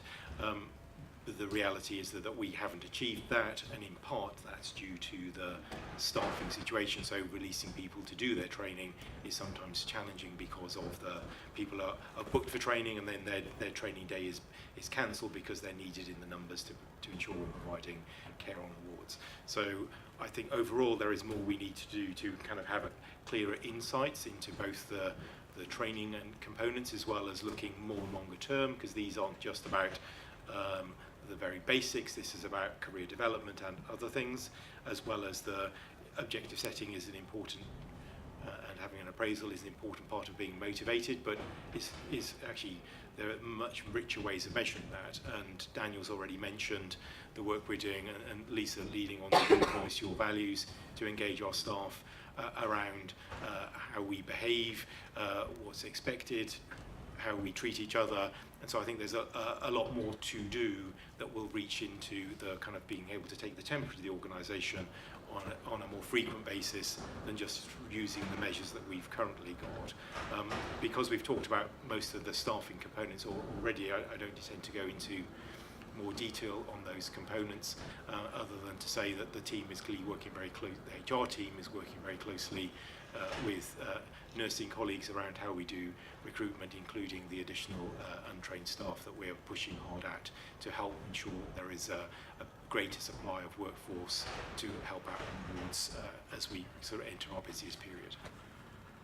Debbie, I don't know if there's anything in particular you wanted to highlight at this stage, given this is sort of welcome to your first board. No, I don't think you've covered everything. Thank you. So happy to take any questions. Any questions to Richard? I suppose just very quickly, I mean, do you anticipate that you might want to sort of redesign the dashboard a little bit on the basis of what we've just been running through? Yes, I think there will still always be a lot of indicators around the numbers. Do we have sufficient staff, and what are we doing to get them in, and around fill rates and other things. So there is an element of even though there's a lot of numbers here, I think that they're not necessarily quite the right ones. The harder space is around in both training opportunities, how often people are getting those. At the moment, we're just looking at the very basic level of that, which is have you done your statutory and mandatory training, and getting into that. And then around the motivation components, some of those things aren't really amenable to measuring every month and seen an indication that changes, but nonetheless, just having some annual kind of indicators isn't enough either. So we've got some quite crude level things. So over time, we'll want to see what are the right components that we both bring to the board level in summary form, as well as the opportunity to discuss a richer set at the people and OD committee at a deeper level of insight. So yes, in short. If I can just add to your query, Richard, I think it's fair to say that our metrics at Pod need to be much sharper. They need to be more meaningful. They need to give us some guidance in terms of where the hotspots are, and they aren't sharp enough to do that at the moment. So absolutely, we're working on it. And I think Peter has the right, has suggested the right thrust there. Sufficient, capable, motivated. I would argue even in the sufficient category, which we think we have most of our metrics, they're not sharp enough just yet. And I think we need work. We need to do some work there. Is that fair? Good. Thanks very much, Runa. So, Lisa, comms. Just to say one thing on the comms page is our website continues to be a significant driver for us in terms of providing information, particularly around recruitment. So we need to continue to link that very heavily with the recruitment agenda, because if you just look at the stats, 41,000 unique visitors in 1 month, that's a significant lot of people checking in with us using our website. So it's a massive opportunity for us going forward. How many people look after our website? 1.5. 1.5. 1.5. Well, we things at the same time. yeah, we do a lot of things at the same time, but we've got we're compact and bijou. We've got a nice small comms. Yeah, we've got a small comms team, but we're multi-skilled, so there's quite a few of us that can actually do it to look after our website. Good. And I noticed that negative stories outweighed positive that month, but it was largely to do with the cat. Yes, unfortunately, the cat hit all of the nationals. August, in terms of media, tends to be, forgive me, a bit of a silly season in terms of what people will actually, because it's a dry news time, and that captured people's imagination. And we're very, literally, and we are very careful on how we measure, so you get a true and accurate picture. So in terms of our sentiment, we would class that as a negative story on the trust, unfortunately. Right. Quick question, if I may. So, top right, we say the most searched terms were vacancies, jobs, work experience. I'm just interested to know how we can track and follow that up and try and build on that in terms of filling our vacancies. I think in terms of the development of the website, in terms of when somebody can actually register, so there is lots of opportunities for us to expand so we can tell who's gone in from the IP address. We haven't always got the facility for them to complete a form or to let us know their web information or their email address using our website in a smarter way. So that is something we are picking up with recruitment and HR. So I think we can do more. Just to come back on the specific point, work experience, what that is students who want to pursue a career in medicine, because we're one of the few trusts in the region that continue to offer work experience for students aspiring to study at university. And I think it's that work we do with schools and the building relationships that we're keen to continue. And we have a huge waiting list of interested local teenagers. And to add to that, we've as a result of that, we're also seeing an uplift in our numbers of volunteers and people who are coming forward, young people. So this is, we've dropped the age for volunteering at the Trust in specific areas, not everywhere, to 16. So now people at 16 can come and volunteer at the Trust. We are seeing a massive growth in that, which is fantastic. Good, we're a little behind time, so Rakesh, if you can be relatively quick. Yeah, so at the end of August, the Trust posted a deficit of just over £17 million before the application of the Provider Sustainability Fund, but that we were still about £300,000 ahead of where we were planning to be.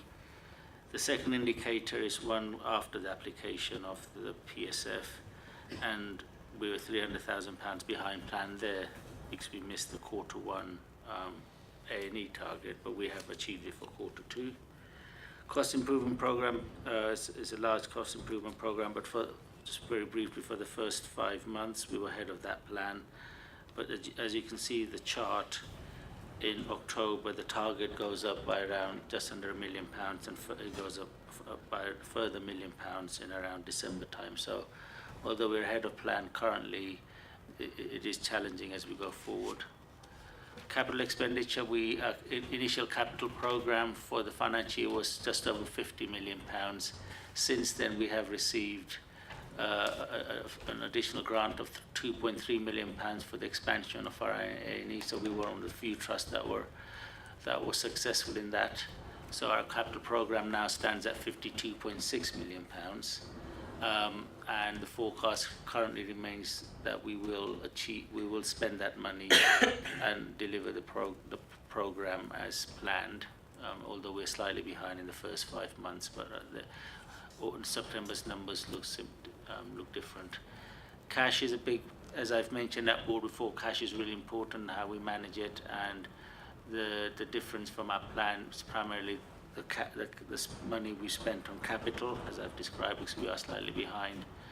And the last indicator, the Better Payment Practice Code, is again a very important indicator of how we manage cash and our liquidity, and we're one of the few trusts that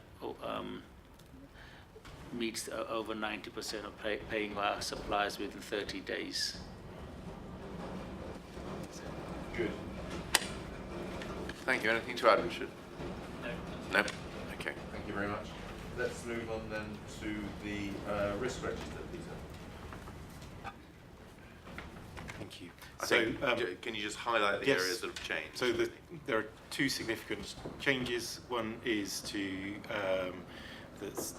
so with the rotations that happen with junior doctors, so in surgery we have fewer SHOs this time round than we had planned, which means that the surgical division have flagged up that that's now a significant risk for them.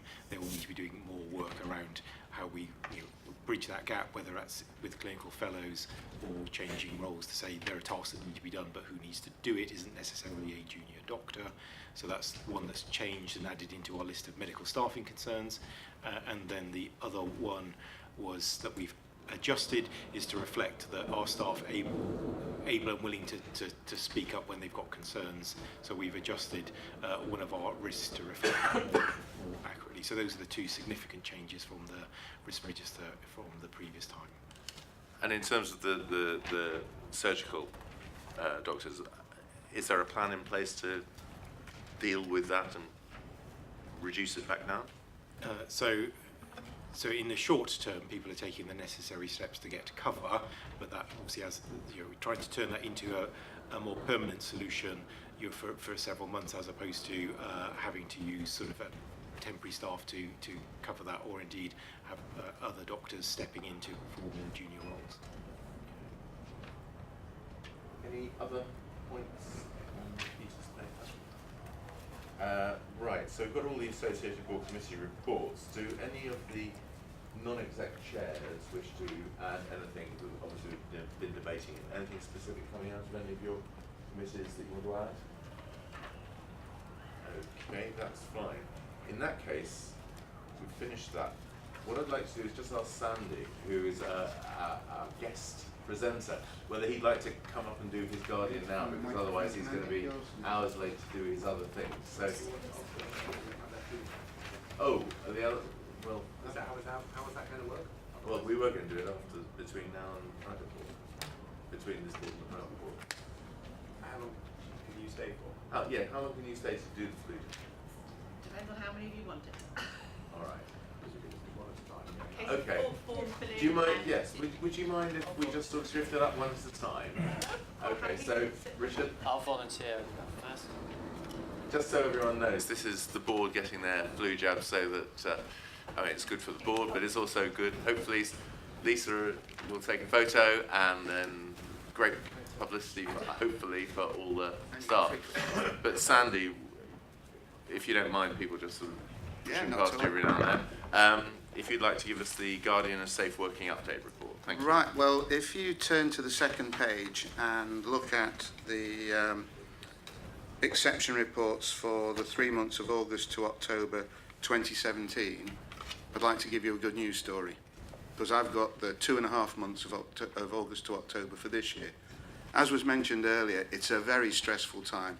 These doctors, a few weeks ago, were either having a marvellous holiday, but before that they were medical students, and suddenly in August they're doctors. And funnily enough, most of the consultants and senior trainees who are around them take all their holidays in August. So it's a particularly exposed time for these poor dabs starting off.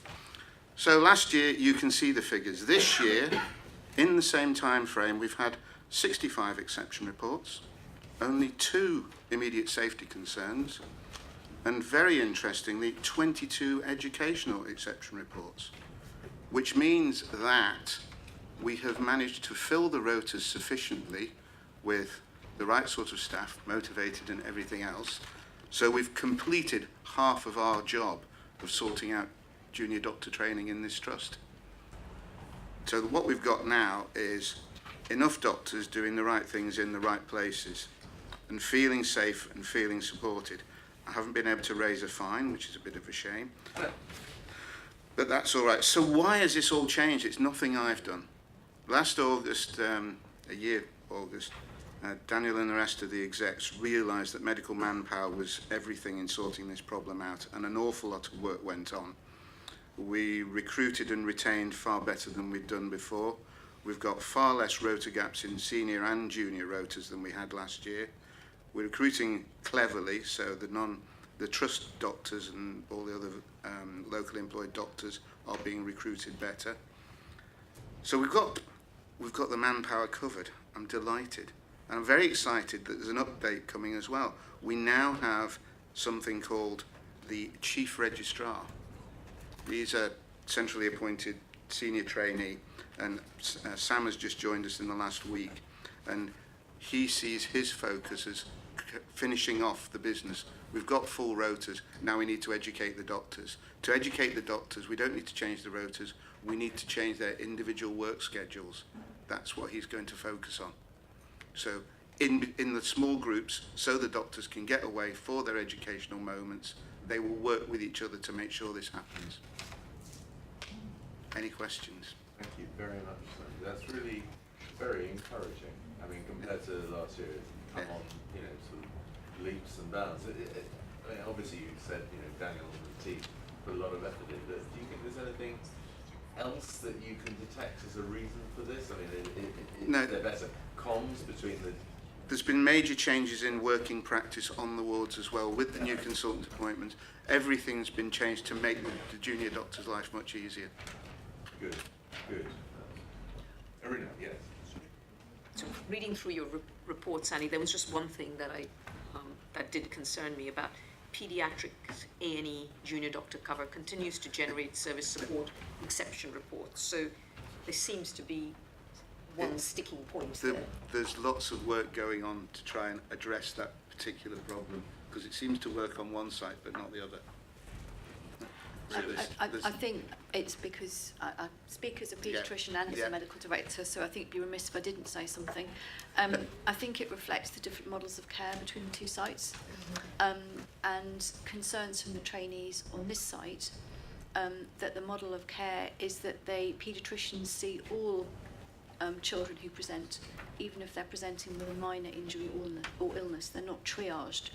And so that gives rise to concerns from them around the training experience they get, because most of their shift is spent dealing with quite minor injury and illness.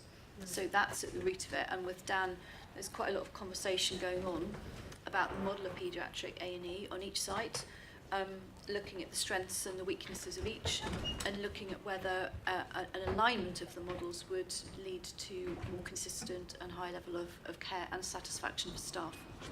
So just joining the dots from our visit, Debbie's, Trevor's reminder, paediatric A&E visit this morning, there was some concern raised that the doctor, or the paediatric doctor on site, manages both the ward and A&E.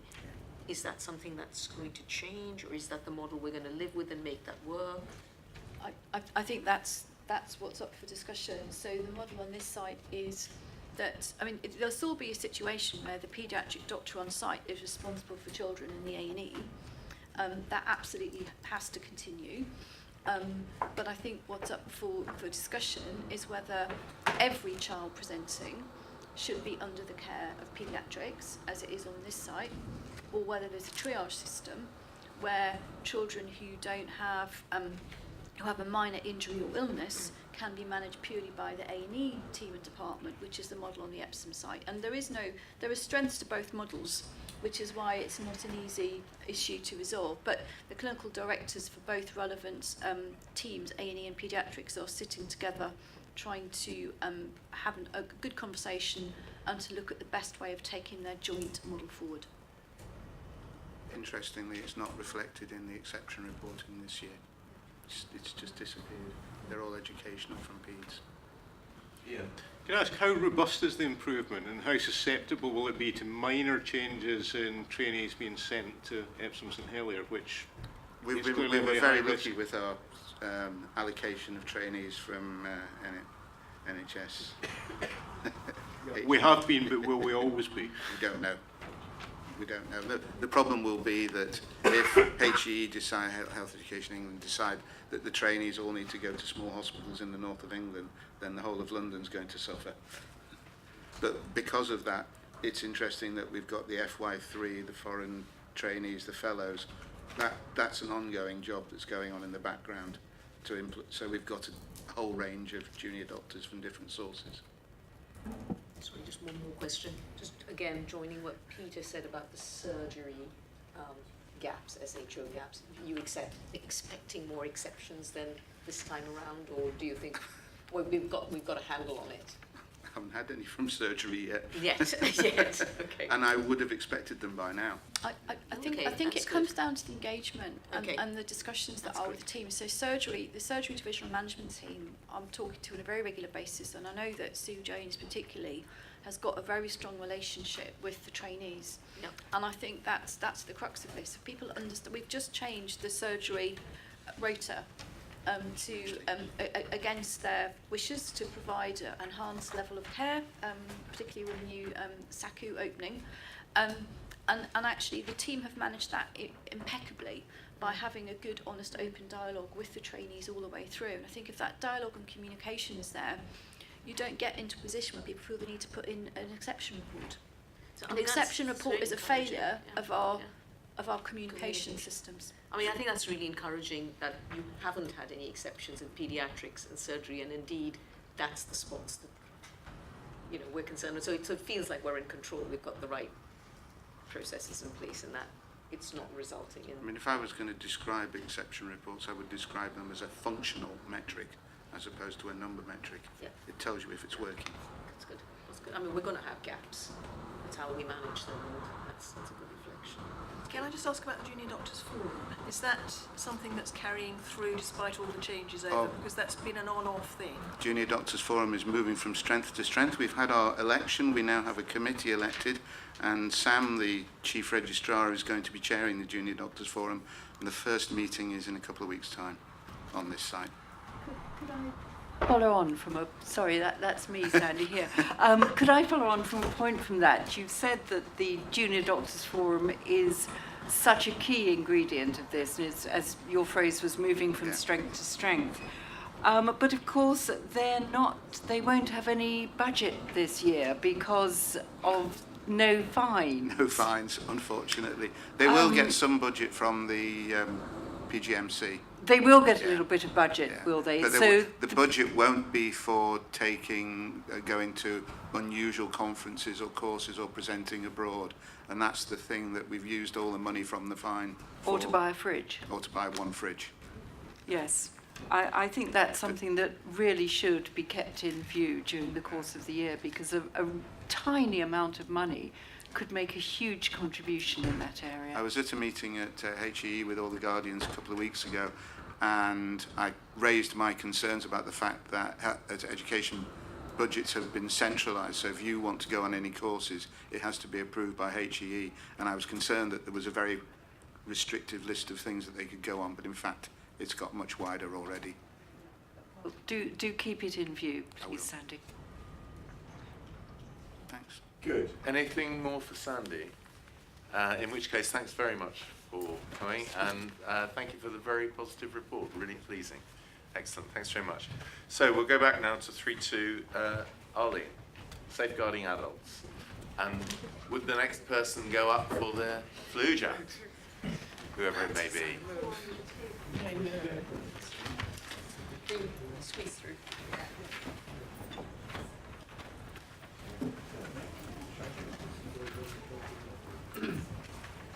Right, Arlene, over to you. Thank you. So the safeguarding adult report is a report that is required to come to board and detail some of the activity around safeguarding adults in the trust over the last year.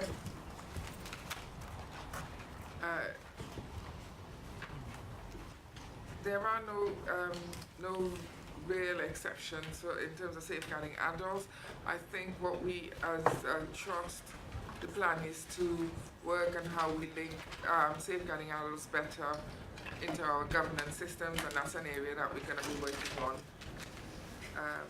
in the coming months. Right. And so unless anybody has any particular questions about what's presented, there is no real concern. Sorry, this thing is just taking ages to load up. Sorry? Yes, I know, but I still need to try and get it to work. Lawrence, Horrible system. perhaps whilst you're loading, could I ask Arlene a question? Arlene, could you tell me whether this report covers FGM and how we monitor that, please? Yeah. So yes, because we had that question at PSQ. FGM is covered in the Safeguarding Children's report because it's mostly seen in maternity. So it is covered in children, Safeguarding Children, which is the next report. Good.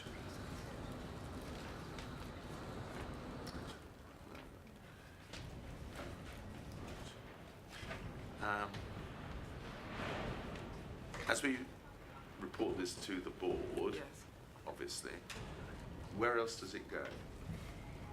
Or is it just a public document available to anyone who is interested in it? Yes. Okay. Good. Anyone else got any points on Arlene's report?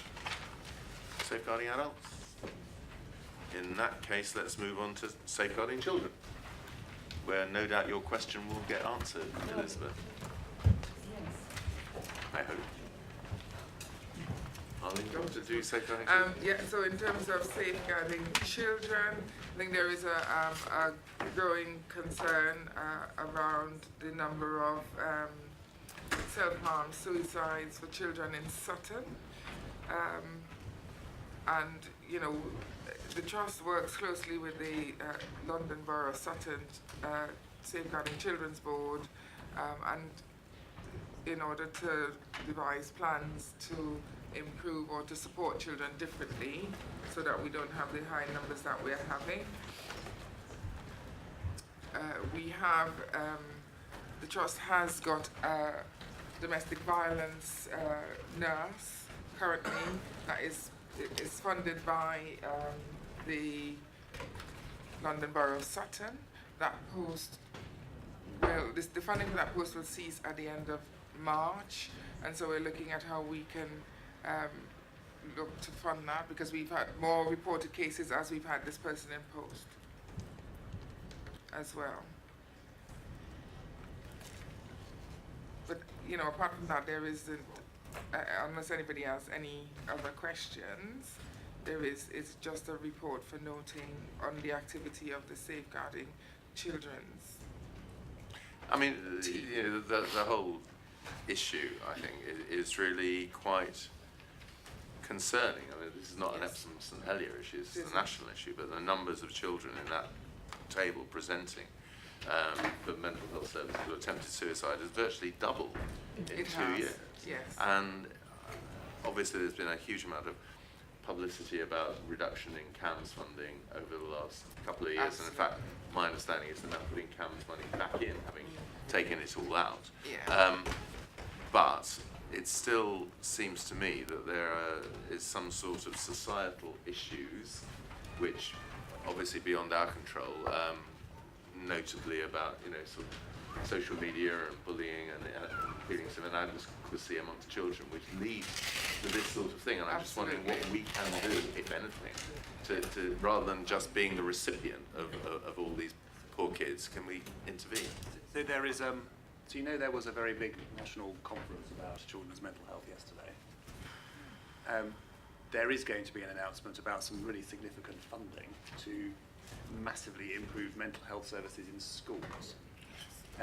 And there's no press in the room, are there? So one of the places where they're going to pilot this big investment is in Merton, Sutton and Wandsworth, in part because of this very large increase in children who are definitely got mental health issues that are appearing in hospital, but also because of some amazing work that has been happening with some clinicians in southwest London.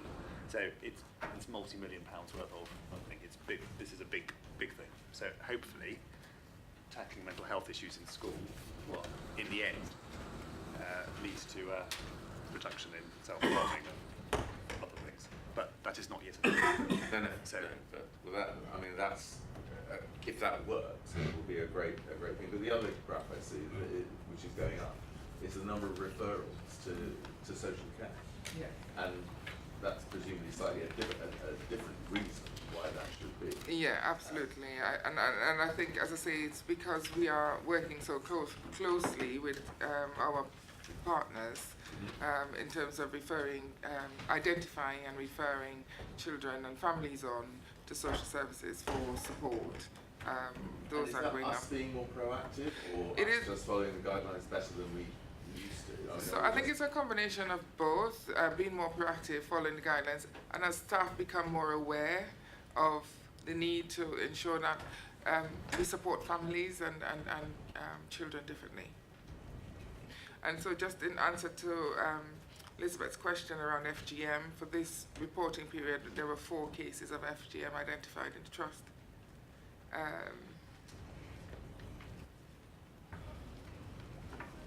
And those were four cases in this reporting period.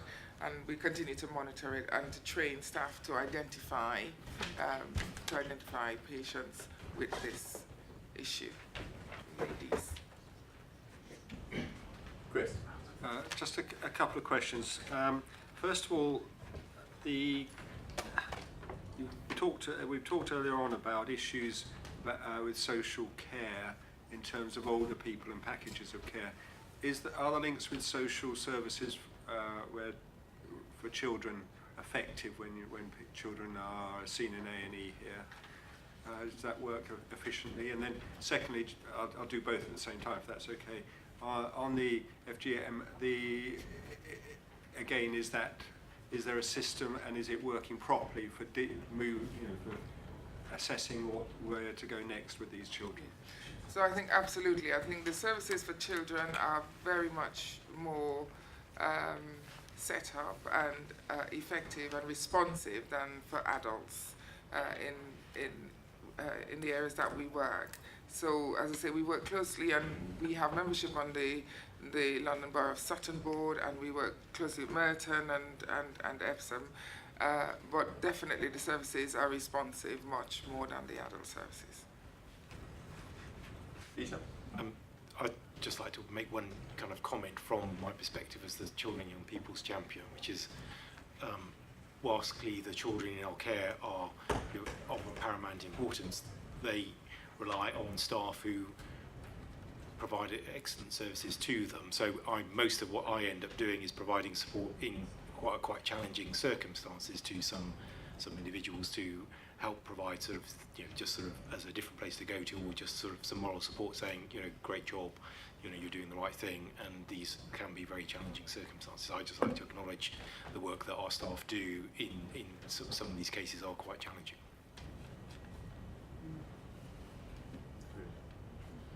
Thank you, Arlene. Thanks very much. Ruth, would you like to update us on the action plan following the CQC inspection visit? Okay, so this is a summary report. The detailed tracker being available and having recently gone through our Trust Executive Committee. So the paper begins by summarising the outcome of the inspection, which took place in January, February. And the key points that I really want to pick up on today is the traction there is on delivery of the action plan. I think it's worth reminding the board that in setting up our action plan, we chose to pick up every single should do, must do, could do sentiment that came through from the report. So we sought to address every finding which was negative in the report, and consequently had quite a comprehensive action plan that was set up. I think the headline figures are that there's been very good progress made in implementing the actions. The number of closed and completed actions has gone from 48 to 90. The number of actions in progress has gone from 47 to 86. And from the point when the action plan was set up, the number of actions which haven't yet started are 2. And I think it's quite important to note the reasons behind there being 2 actions that are not yet in train. One is the movement of how we configure our maternity services on the Epsom site, which is dependent on a sort of a physical move, and it's anticipated will actually be fully staffed and start to be operational between October and November this year. The other issue, which is a very important one to pick up, was awaiting Debbie's arrival. And it was around the process of how we actually ensure that we, if you like, retain our staff, and a necessity really, which is articulated in the plan, to make sure that we are offering exit interviews to all staff who are leaving the organisation. And we took a conscious decision at board level earlier in the summer that we would wait to really implement the drive on this. We'd wait for Debbie's arrival, and now Debbie's here. That is a piece of work that is beginning. So those are the 2 that have been last to start. Rather than go through each of the sort of 90 plus actions, what we've done is sort of highlight some summaries from the different domains, which are here for illustrative purposes only, rather than any attempt to be exhaustive. But I think what they really do is give you a flavour of the positive changes that, if you like, the CQC inspection report has allowed us to make. So if just give some examples, in the first one around our kind of how we learn from deaths and make our services safer, we've actually now issued some honorary contracts so that in terms of reviewing perinatal mortality, we've got external attendees, so our clinicians are going externally, and clinicians from other trusts are coming to us to give an objective view when they undertake review panels. Strengthened morbidity mortality meetings, bought 4 new anaesthetic machines, enhanced again the training sessions we've got in place for how to keep good medical records, which has been a feature of both the CQC report and also, in fairness, some of our internal audits. And we've reviewed all of the divisional reports on risk governance and how they are shared through the Patient Safety and Quality Committee. I've referenced earlier on that we've got a workshop set up to look at how we undertake the root cause analysis in November. And I think an important positive to highlight here, which again links into the learning from deaths, we have we are currently out to advert for effectively one whole-time consultant to act as a mortality reviewer and to lead complex incident investigations. The way we would propose is that we have 5 clinicians appointed who effectively do 1 day a week each. As I say, that's gone out to advertisement about 3 weeks ago, and there's been some very significant and positive interest, which is another positive development on the back of the findings of the CQC inspection. There is an awful lot more I could say, and perhaps the most appropriate thing for me to do is to open it up to further questions. But as I say here, you've seen the long tracker previously, and I think and hope this gives a flavour of progress against key domains, which either are completed or are still in progress. Thank you very much. I'd just like to start by going to the final one, the well-led domain, where we have, as you say, updated the board assurance framework and reviewed the executive portfolios. Obviously, we're going to talk about your voice, your values later on, but in terms of the other things, shaping our future and the risk management, what progress is there on those two? Actually, Arlene, do you want to talk about shaping your future? Yeah. Sorry, Arlene went for a flu jab. She's gone for a flu jab, but she's coming back.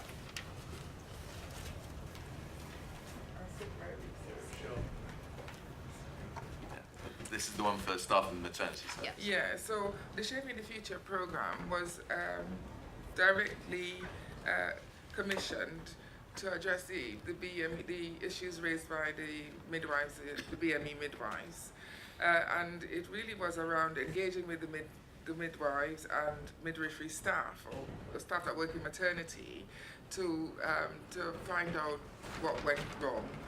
There was a particular issues raised by some BME staff against some managers, and initially that we thought that those would be dealt with through the program, and it became obvious that it wouldn't be. So we've set up a mediation session between the midwives and those that they have their managers, and they feel that they would like the session to talk about it in a room. And Martin is going to facilitate that session, one of our non-execs. Right. So Martin, you're going to be facilitating that. Yes. Yeah.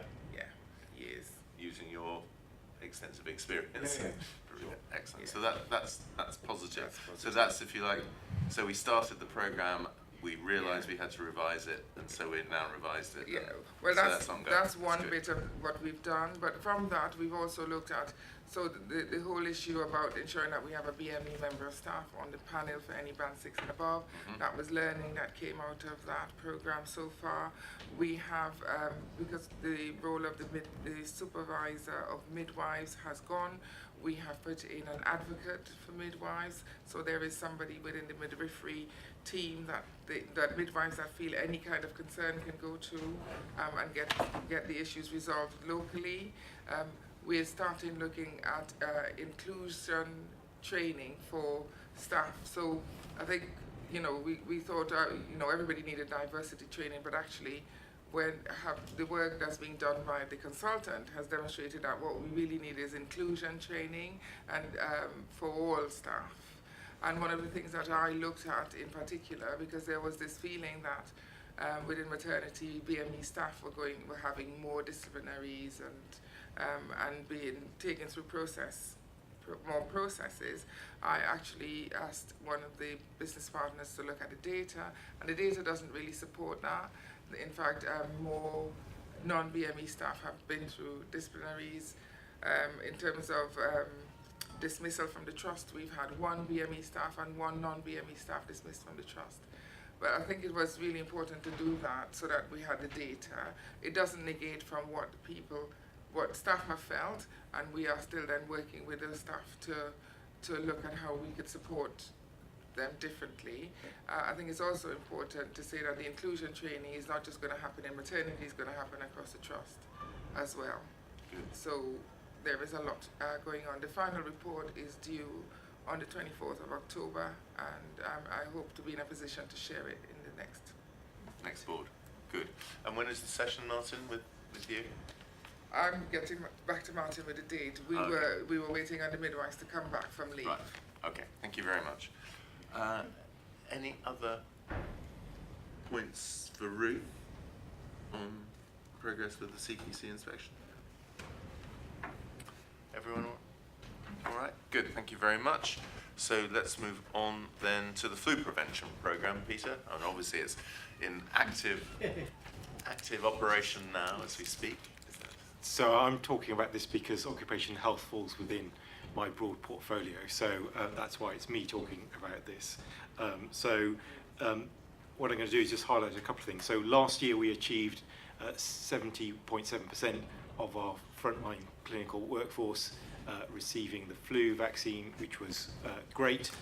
Unfortunately, as everyone will know, it wasn't as effective as we'd hoped in terms of prevention of flu. This year we have a different product, which is the quadrivalent version, which should be much more effective for staff. Clearly protecting our staff is good for staff, but it's also important for our patients too. The material change from this year to last year is that the expectation is that 100% of staff should have the flu jab. That's the sort of the aspiration that's been set nationally. What we are doing is encouraging all staff to have the flu jab, but recognising that some may well have very legitimate reasons why that's not appropriate.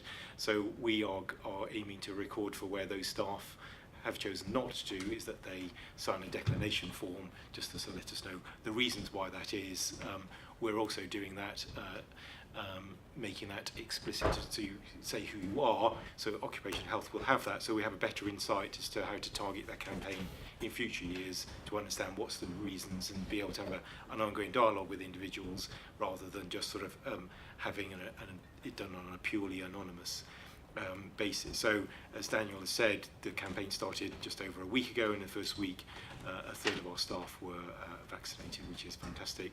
This is clearly a big team effort. It's not just occupational health, but relied heavily on peer vaccinators to ensure that we get the uptake. So a big and successful start, but there's a lot to do to get this done. I just wanted to ask about the high-risk areas and what we do if we have a significant number of staff in those areas who are decliners. I mean, do we anticipate we might? I can contribute to say yes. They are all having it. There we are. So you don't have to worry about it. Perfect. Thank you very much. News from Thank the front. you. News from the front line. Thank you very much. Good. So when Arlene comes back, should we do our hands up? He was having a new jab on the board then. Well, there's still a few people who've yet to go up. I think we might be almost at 100%, I reckon. I have read, I mean, there's been a lot of debate about this in the press, and some trusts or some people have suggested sort of fairly punitive measures against staff who decline, but we're not doing that. And also, can you tell us what is our target? What do we want to, what percentage do we want to hit? So, or have we been asked to hit? So what we want to do is get to 100%, but that means if you've declined, you've filled it in and said, so we want everyone to reach everybody to say, please have the flu jab, these are the good reasons, and if you haven't, to kind of say why. So we want 100% coverage in that sense. We clearly want as many staff as possible to actually benefit from the vaccination itself, and so we're aiming to get over the 75% for the sequin money, but we'll have to work through that. So our goal is to reach everybody and get as many as possible to actually have the vaccine. And so far, the feedback is really positive. So. It's far better than last year. I think we're already gone over the 1,700 mark of actually whole vaccinations in less than 2 weeks, which was a much better place than we were last year. As far as frontline, earlier on in the week, the numbers that would count on that were gone over 33% in literally just 8 days. So I think it's great. My only bit of feedback would be that we're still having some resistance in the I don't want to sign the form people who are still quite rude. So, and I would say targeting the heads of nursing on each unit is actually where the communication will be best spent. Thank you very much. Very useful feedback. If any members of the board haven't had their jab, please make sure you go up to the back. Thanks, Peter. Any other questions on that? Right, thank you very much. In that case, back to Ruth, mortality reporting and mortality peer review. So this paper is the paper we take regularly to Public Board, which reports on the processes and the findings when we actually seek to reflect and learn from deaths. We do this via a number of different mechanisms, and although March 2017 brought about the new guidance on learning from deaths, it's important that we recognise learning and reflection takes place through a number of different channels, which we attempt to summarise here. The paper starts by reminding people of the two-stage process we're currently following in the Trust. You heard earlier on in the meeting about how we try and undertake a level 1 review for the majority of our patients. And that level 1 review is done by the internal clinical team and seeks to identify cases that need to go on to a more detailed level of review. Now, what we are finding is that it is challenging in the context of delivering day-to-day healthcare for our clinicians to undertake those reviews in as timely a way as we'd like them to, but we recognise that undertaking those reviews is quite essential to flag up the cases that need to go on to a more detailed review, or potentially even to a serious incident investigation. And so that is the reason why we're appointing to the mortality reviewer posts, because they will then be in a position to actually sift through the vast majority of deaths. And the proposal would be that they are based in the bereavement offices and are there on a daily basis to actually go through the deaths in a real-time basis. So at the moment, our plan is that we will continue to adopt a two-stage process, and clearly there are certain deaths which are appended here at the back which meet the criteria to go automatically to a second stage review. What we have actually done is we've tried to automate the process, and so we've got an automated way of teams having a list of cases that need to have a level 1 and a level 2 review undertaken, which helps them with their case notes selection. I think just to then perhaps move on to the summary of the trust level report, the dashboard that we produce has been refined over the months, and I don't propose that this is ever going to be the final version of the dashboard. But just to focus on the mortality review dashboard, which is at the bottom of the 4th page, I think the number in here, the data in here is fairly self-explanatory. I think just to clarify some of the percentage figures that we've got here, for example, if you look at the 3rd blue bullet point down where it says deaths in scope, identified for a structured judgment mortality review, and you see that as 10.2%, what that means is that of all the deaths that occur in the Trust, 10.2% of those patients meet the criteria for having a structured judgment review undertaken.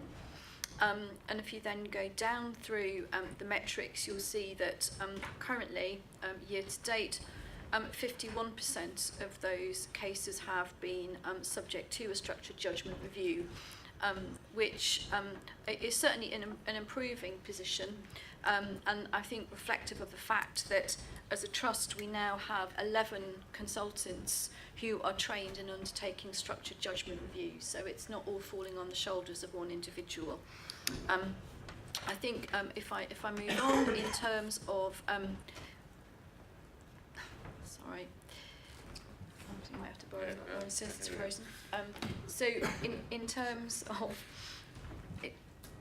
of the learning, I think the important thing to note is that when you undertake the structured judgment review, there is a methodology which has been endorsed by the Royal College of Physicians, which our teams go off for training in. The reviews look at care in a number of different phases of the inpatient episode. So first 24 hours, ongoing care, end-of-life care, and comments on the patient record. And there is quite a rigid scoring system. There is nationally known to be quite a lot of inter-observer variability in terms of how you score, because it does come down to judgment rather than there being a kind of binary set of metrics that you go through to come up with a score. But I think the important point to note is that in terms of overall scores, for the cases that we have reviewed, our overall scores from the period when this recommendation came into being and we started undertaking strategic judgment reviews, we're finding the scores aren't really changing. So that in the majority of cases, the care received by patients is between adequate and good. Now, clearly that masks quite a wide range of numbers and metrics, but I think one of the positive things that's actually come from mortality reviews is to be able to feed back to our clinicians actually how well things have been done, because historically most of our feedback through our quality days has been focusing on when things haven't gone well, and actually the reviews to date have found really quite significant evidence of good care in terms of sepsis care, identification and escalation and management of deteriorating patients. What we are now looking at doing is the latest set of SJRs that have been done, they haven't really come up with any specific lessons or themes. So the themes we're getting from the SJRs are not changing, and they link in where there are things that could have been done better. They link into the same themes we're getting through our SI investigations. So what the team are now quite keen to do is to start to do deep dives into certain subcategories of deaths and see if we get a different level of learning by doing a kind of concerted deep dive, with sepsis being one area which we've identified as a potential cohort of patients that we really should do a deep dive into. I won't say any more on the HSMR, other than which is currently in a very strong position, other than to say that in line with normal statistical variation, in both January and March, our HSMR went up, not to a statistically significant level, but over 100. And so that prompted us to do deep dives and to do an enhanced review of the deaths that happened in those months. And as we've already reported back, we did not find any particular areas of concern, and particularly in regard to the January cases, we did not find that any of the operational pressures that were being experienced by the healthcare sector in that month were having an adverse impact on our patients. And that explains why Ruth, why the number in January to March were greater, because we did that deep dive of the January cases. We've prioritised, in an ideal world, we would do SJRs on all of those eligible, but we wanted to prioritise the deep dives into the January and March cohort, absolutely. In terms of SI investigations, clearly we learn through our SI investigation process, and sometimes SIs where there has been a death are escalated directly and not through the mortality process, because our clinicians are very well cited on when they need to raise concerns that something may be an SI. And I think important to highlight that in quarter 4, 17-18, we had 2 SIs under the category of unexpected, potentially avoidable death. In quarter 1, that was 6, and that links into a series of unusual cases that we experienced through the first quarter, which obviously are under or have been investigated. We've also, for interest, done a themed piece of work looking at the key themes that come from those SIs in quarter 1. And actually, the most telling thing, the commonest theme that we've seen is failure to comply with trust, guidance and policy, which has prompted our simulation team, who've got significant human factors training, to work with us and change the RCA template so that when we're doing investigations, rather than saying Dr. X didn't comply with the policy, we actually seek to understand why Dr. X didn't comply with the policy. Was it because the computer wasn't working? Was it because they were under immense pressure? So to get a different level of understanding and learning so we can mitigate future risks. We note here that having not received any preventing future death notifications for over 2 years, we received two PFDs within the spring period, and those PFDs have been subject to extensive review, analysis and response, and have generated significant additional learning for us as an organisation. So I asked the board to note the summary report and the work that's going on to ensure that we learn from deaths across the organisation, and happy to take questions, noting that we have had quite a rich discussion on this at the Patient Safety and Quality Committee. Thank you very much. I've just got a very small point. It says here on case 2 PFD, it says we had to respond by 31st of August, but has that been delayed? No, this report was written originally to go to PSQ at the end of August, so the response was submitted in a timely way, and we've had confirmation of receipt of response, and no further questions have been asked in relation to that. Thank you. Anyone else? I think the thing I'd like to add is that this is one of a sort of suite of investigations, the SJRs, which I think, I would hope, with you would say, will make sure that cases don't fall through the gaps. And the more that we can do these in real time, the less likely that is to happen. And it will also help us with meeting coronial requirements when a case does go to the coroner, because the coroner is now, they've had a sort of step change in the numbers of cases they look at and the speed at which they do that. So we will hope to meet their requirements as well through this process. Thank you. So, moving on to update from the Audit Committee, Elizabeth. Yes, thank you very much, Lawrence. The report sets out the bones of the detail that we covered at the recent meeting, but I just want to put a little bit of context into some of the things. You'll be aware that the Audit Committee is constituted differently from other board committees, because we obviously have the non-executives and significant engagement from people on the executive team. But the committee is also attended by representatives from our internal auditors, who are BDO, and also our external auditors, who are KPMG, and also our counter-fraud team, the London Counter-Fraud Consortium. And this gives us a very rich level of expertise that we can draw on to benchmark ourselves and to strive towards the best practice that has been mentioned earlier this morning. You've heard that we engaged BDO to look at the revision of our BAF, and you'll remember that about a year ago, KPMG benchmarked our BAF against the BAFs of their client base, so that we were able to see where we stood on that metric. Specifically at the meeting last week, a couple of things to bring to your attention. Within the BDO report, they have highlighted some very useful background information for us all as members of the board.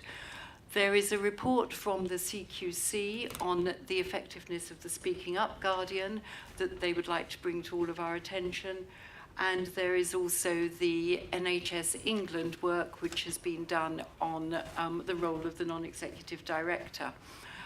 They've also highlighted some work from the King's Fund as well that they thought would be of interest. BDO are new to the post of internal auditors, and so the work which they have done on the maturity assessment of our IT systems is interesting, because this is feeding in to Peter's work, which he's going to bring back to the board on our full IT strategy. And it's a very useful piece of external benchmarking for that.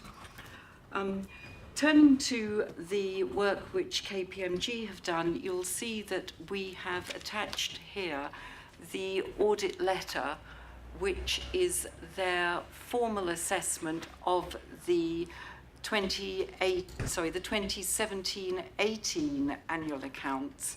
And this is a letter written by KPMG, which we have to put up on our website. So after today's meeting, that will then be in the public domain.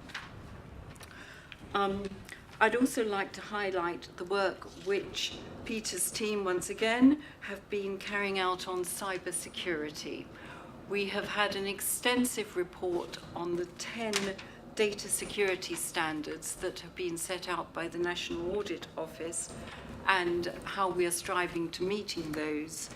And we also received a very, very detailed piece of work on the actual number of threats which have been rebuffed by our firewall, on where we are on updates and all that kind of thing. And we have now agreed a reporting process for that to come back to Audit Committee in the future. So the work of the committee is extensive and ongoing, Chairman. Thank you, Elizabeth. Do you want to say anything more about the qualified audit opinion by KPMG and why we have that, and whether this is unusual or usual for trusts? Okay. We have a qualified, KPMG are required to report on our financial statements, and that is the money side of it, as looked after by Rakesh. And in that respect, we have an unqualified opinion. They are also required to report on our quality account, which is very much the work which is scrutinised by our Patient Safety Quality Committee. And in that respect, we also have an unqualified opinion. The third piece of reporting which KPMG are required to report on is the value for money audit. And you will have seen in our formal annual report that we received a qualified value for money opinion. The requirements which, or the framework which KPMG have to work within is very, very narrow. This is set out under the Treasury accounting manuals. I'm sorry if this is very dry and tedious, it's the way it is in auditing. And essentially, because we delivered a deficit, because we have a cumulative deficit, and because we do not have a plan for unwinding that cumulative deficit and making it into break-even or surplus going forward, under the Treasury accounting manual rules, we therefore have a qualified audit opinion on our value for money audit. However, as you all know, we agree our annual budget with NHSI.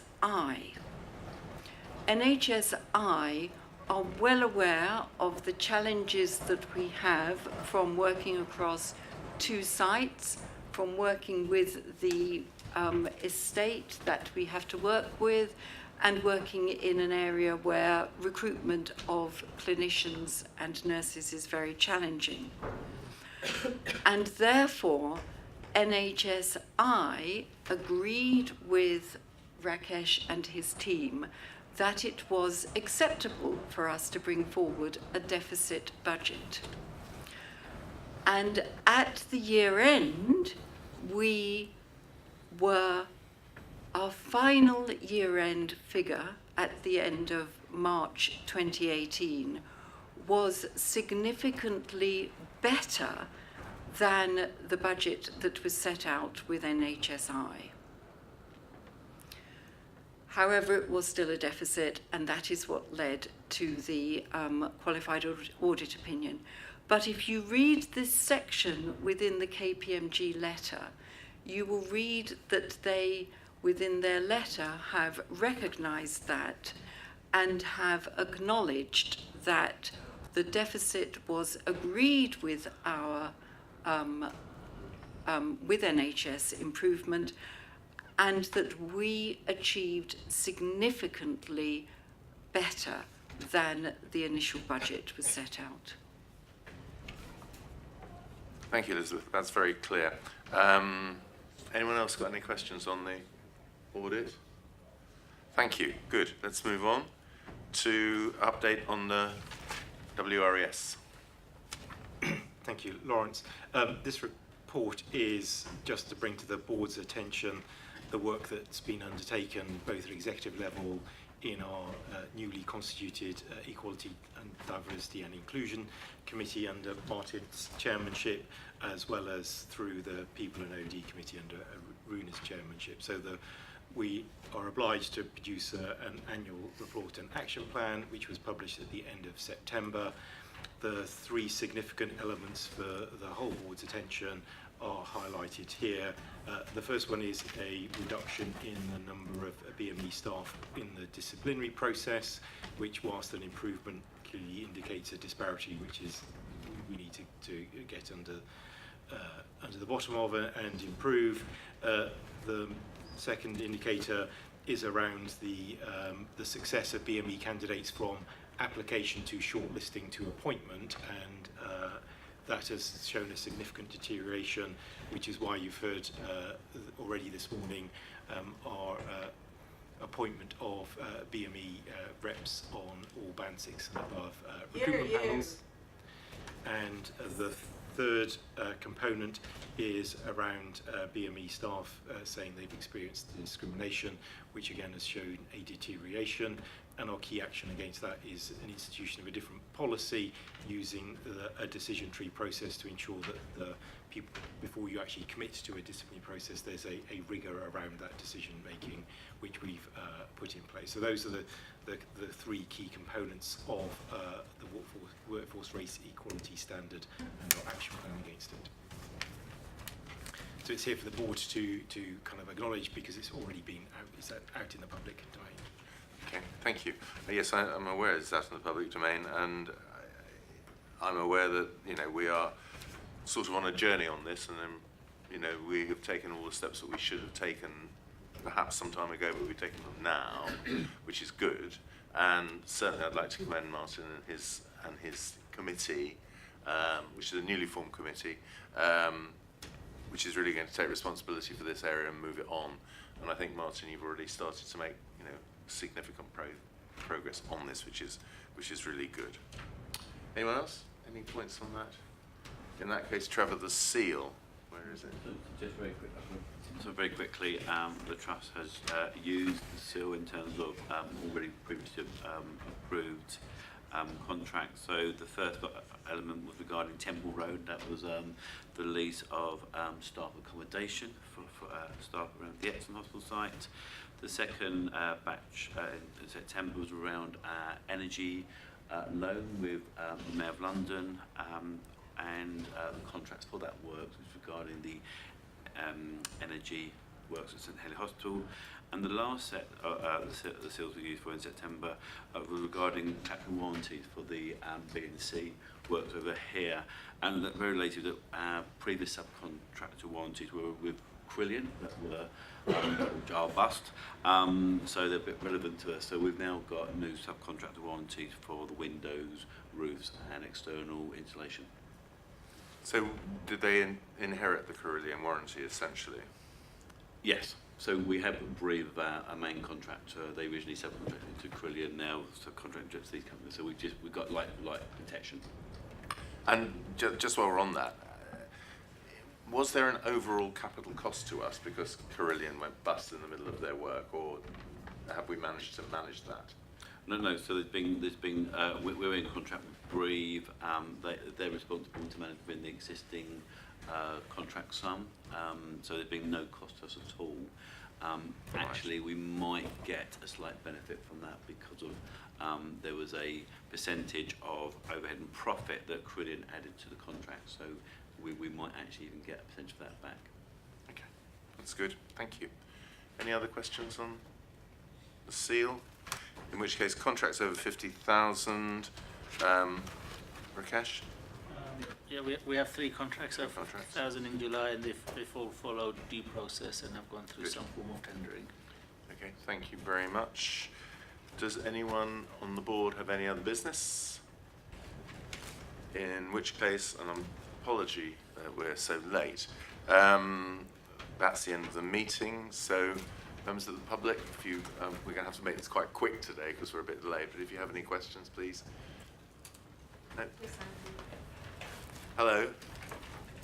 Yeah, you're not going to start your complaint? Okay, that's all right. Daniel Eccles has left, and I just want to address that email because Daniel Eccles spoke that he went to Epsom and the letters and emails that he got from patient, he responded back to the patient. And I worked for this trust for 20 years as a junior sister, and I have the proof of the email here I sent to Daniel Eccles. And Daniel Eccles responded back to me stating that, thanks, thank you. I will read it tomorrow when I get back from office.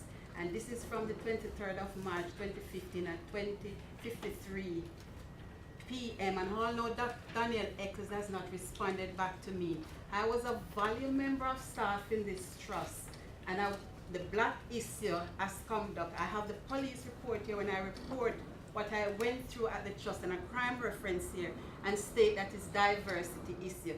Can the board explain to me what is diversity issue? We can't comment on any individual case in public. I'm sorry about that. Because the board has not known about my case. So I'm trying to fight for my rights. 2 years I've not worked now as a nurse because this just denied me a reference. This is also discrimination. And I work hard. I know that your case was taken all the way through all of the relevant stages. So there's nothing that the board can say today about it. I'm sorry, we can't add anything. Lawrence, I could actually. Oh, Aruna, okay. Yes, I have spoken about your case with HR, with Sue Winter, and I understand you had a response from Sue Winter in July. So to say that Daniel hasn't responded since March 2015, yes, he personally may not have responded, but you have received several responses since then. Stating what? As we said, I don't want to go into the detail. The point is that you have received a response. For me, they put 24 months on my file, this trust. For my file record to be deleted, it has to be present with me, a manager, and a union rep. And that has not been happening up till now. Yes, Sue Winter, what did Sue Winter say to me? I have the letter, I have everything, and my case cannot be found. My documents has been lost. This trust is covering up too much, and I'm fighting for my rights. Don't tell me nothing. I have looked through the case with Sue Winter. I understand that you have been to tribunal twice. I understand that there have been several... 3 times we went to tribunal. Right. 3 times. Right, exactly. And there have been several independent investigations within the trust. However, I will look once more through the response that Sue Winter gave you, and I will bring back an update to the board to provide assurance that you have been treated fairly. No, I've not been treated fairly. All the Epsom and Centre NHS Trust has been left because of me. Aruna has just committed Thomas, Sue King, Anna Trunk, all of them have left because of I'm fighting for my rights, and nobody can tell me nothing. This board is not cooperative. Everything is under the carpet. Don't tell me nothing. I'm a nurse for 20 years and a band 6, and the way I've been treated, including the RCN that's sitting there. Right. Sorry, thank you. On the thing that we talked about, the workforce and the matrix, I was a bit concerned at Peter's analysis there, where he said he hadn't been able to train people properly because they'd have been on training days, and yet they had to be called off to daily shifts. Surely we need a matrix of training days lost through conversion onto, i.e. you've got training days booked, and you've got training days not attended, training days moved across to day work. I mean, I think that's a reasonable matrix, isn't it? Peter, do you want to ask that? Yeah, so we haven't brought that level of detail to the board, but we'd certainly look at that. So we look at that, yes. mean, I think at the end of the day, one of the points that came out from the CQC report was inadequate training across the spectrum. And I think the board advised me that that was because you set a very high matrix. You set a low matrix, you passed the measure. But one of my concerns is adequacy of training, continual training and assessment, is vital to the well-being of patients. And I think this matrix here, as the lady there said, needs to be beefed up. Yes, so absolutely. So it's part of our agenda to strengthen the way in which we both monitor and ensure that people have completed their statutory and mandatory training. So we touched on some of those key indicators here, but we've acknowledged that there is more that we are doing around that. But there's absolutely an imperative to ensure that staff are safe and effectively trained so that they can provide the best possible care. So it's absolutely on the key indicators that we are working through, but there is more to do to ensure that we get there. Thanks very much. Could I just add as well that it's an important point, but in doing the matrix, we'll have to acknowledge that some of this, a lot of the statutory mandatory training is not traditional classroom training. A lot of it is online training. So it's more that when people are under pressure in most organisations, what tends to happen is it gets postponed, but it's not as such cancelled because it's never actually booked.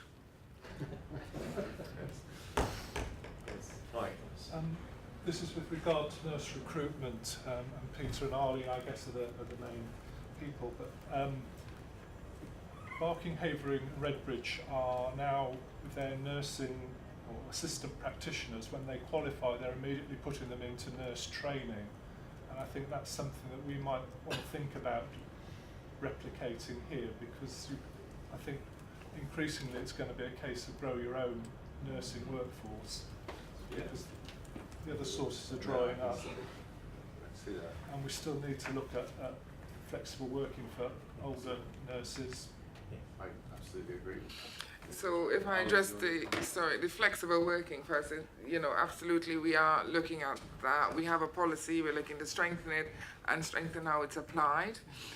In terms of the nursing associates, I met with Kingston University this week, and it's definitely something that we're looking to do. I think it's important to note that we can't make everybody go into the nursing program, so it's still going to be choice. But we are aware, and our first set will finish in January, and they will be given first choice of going on to a registered nursing program. Thank you. Good. Thanks very much, everyone. Thank you for coming.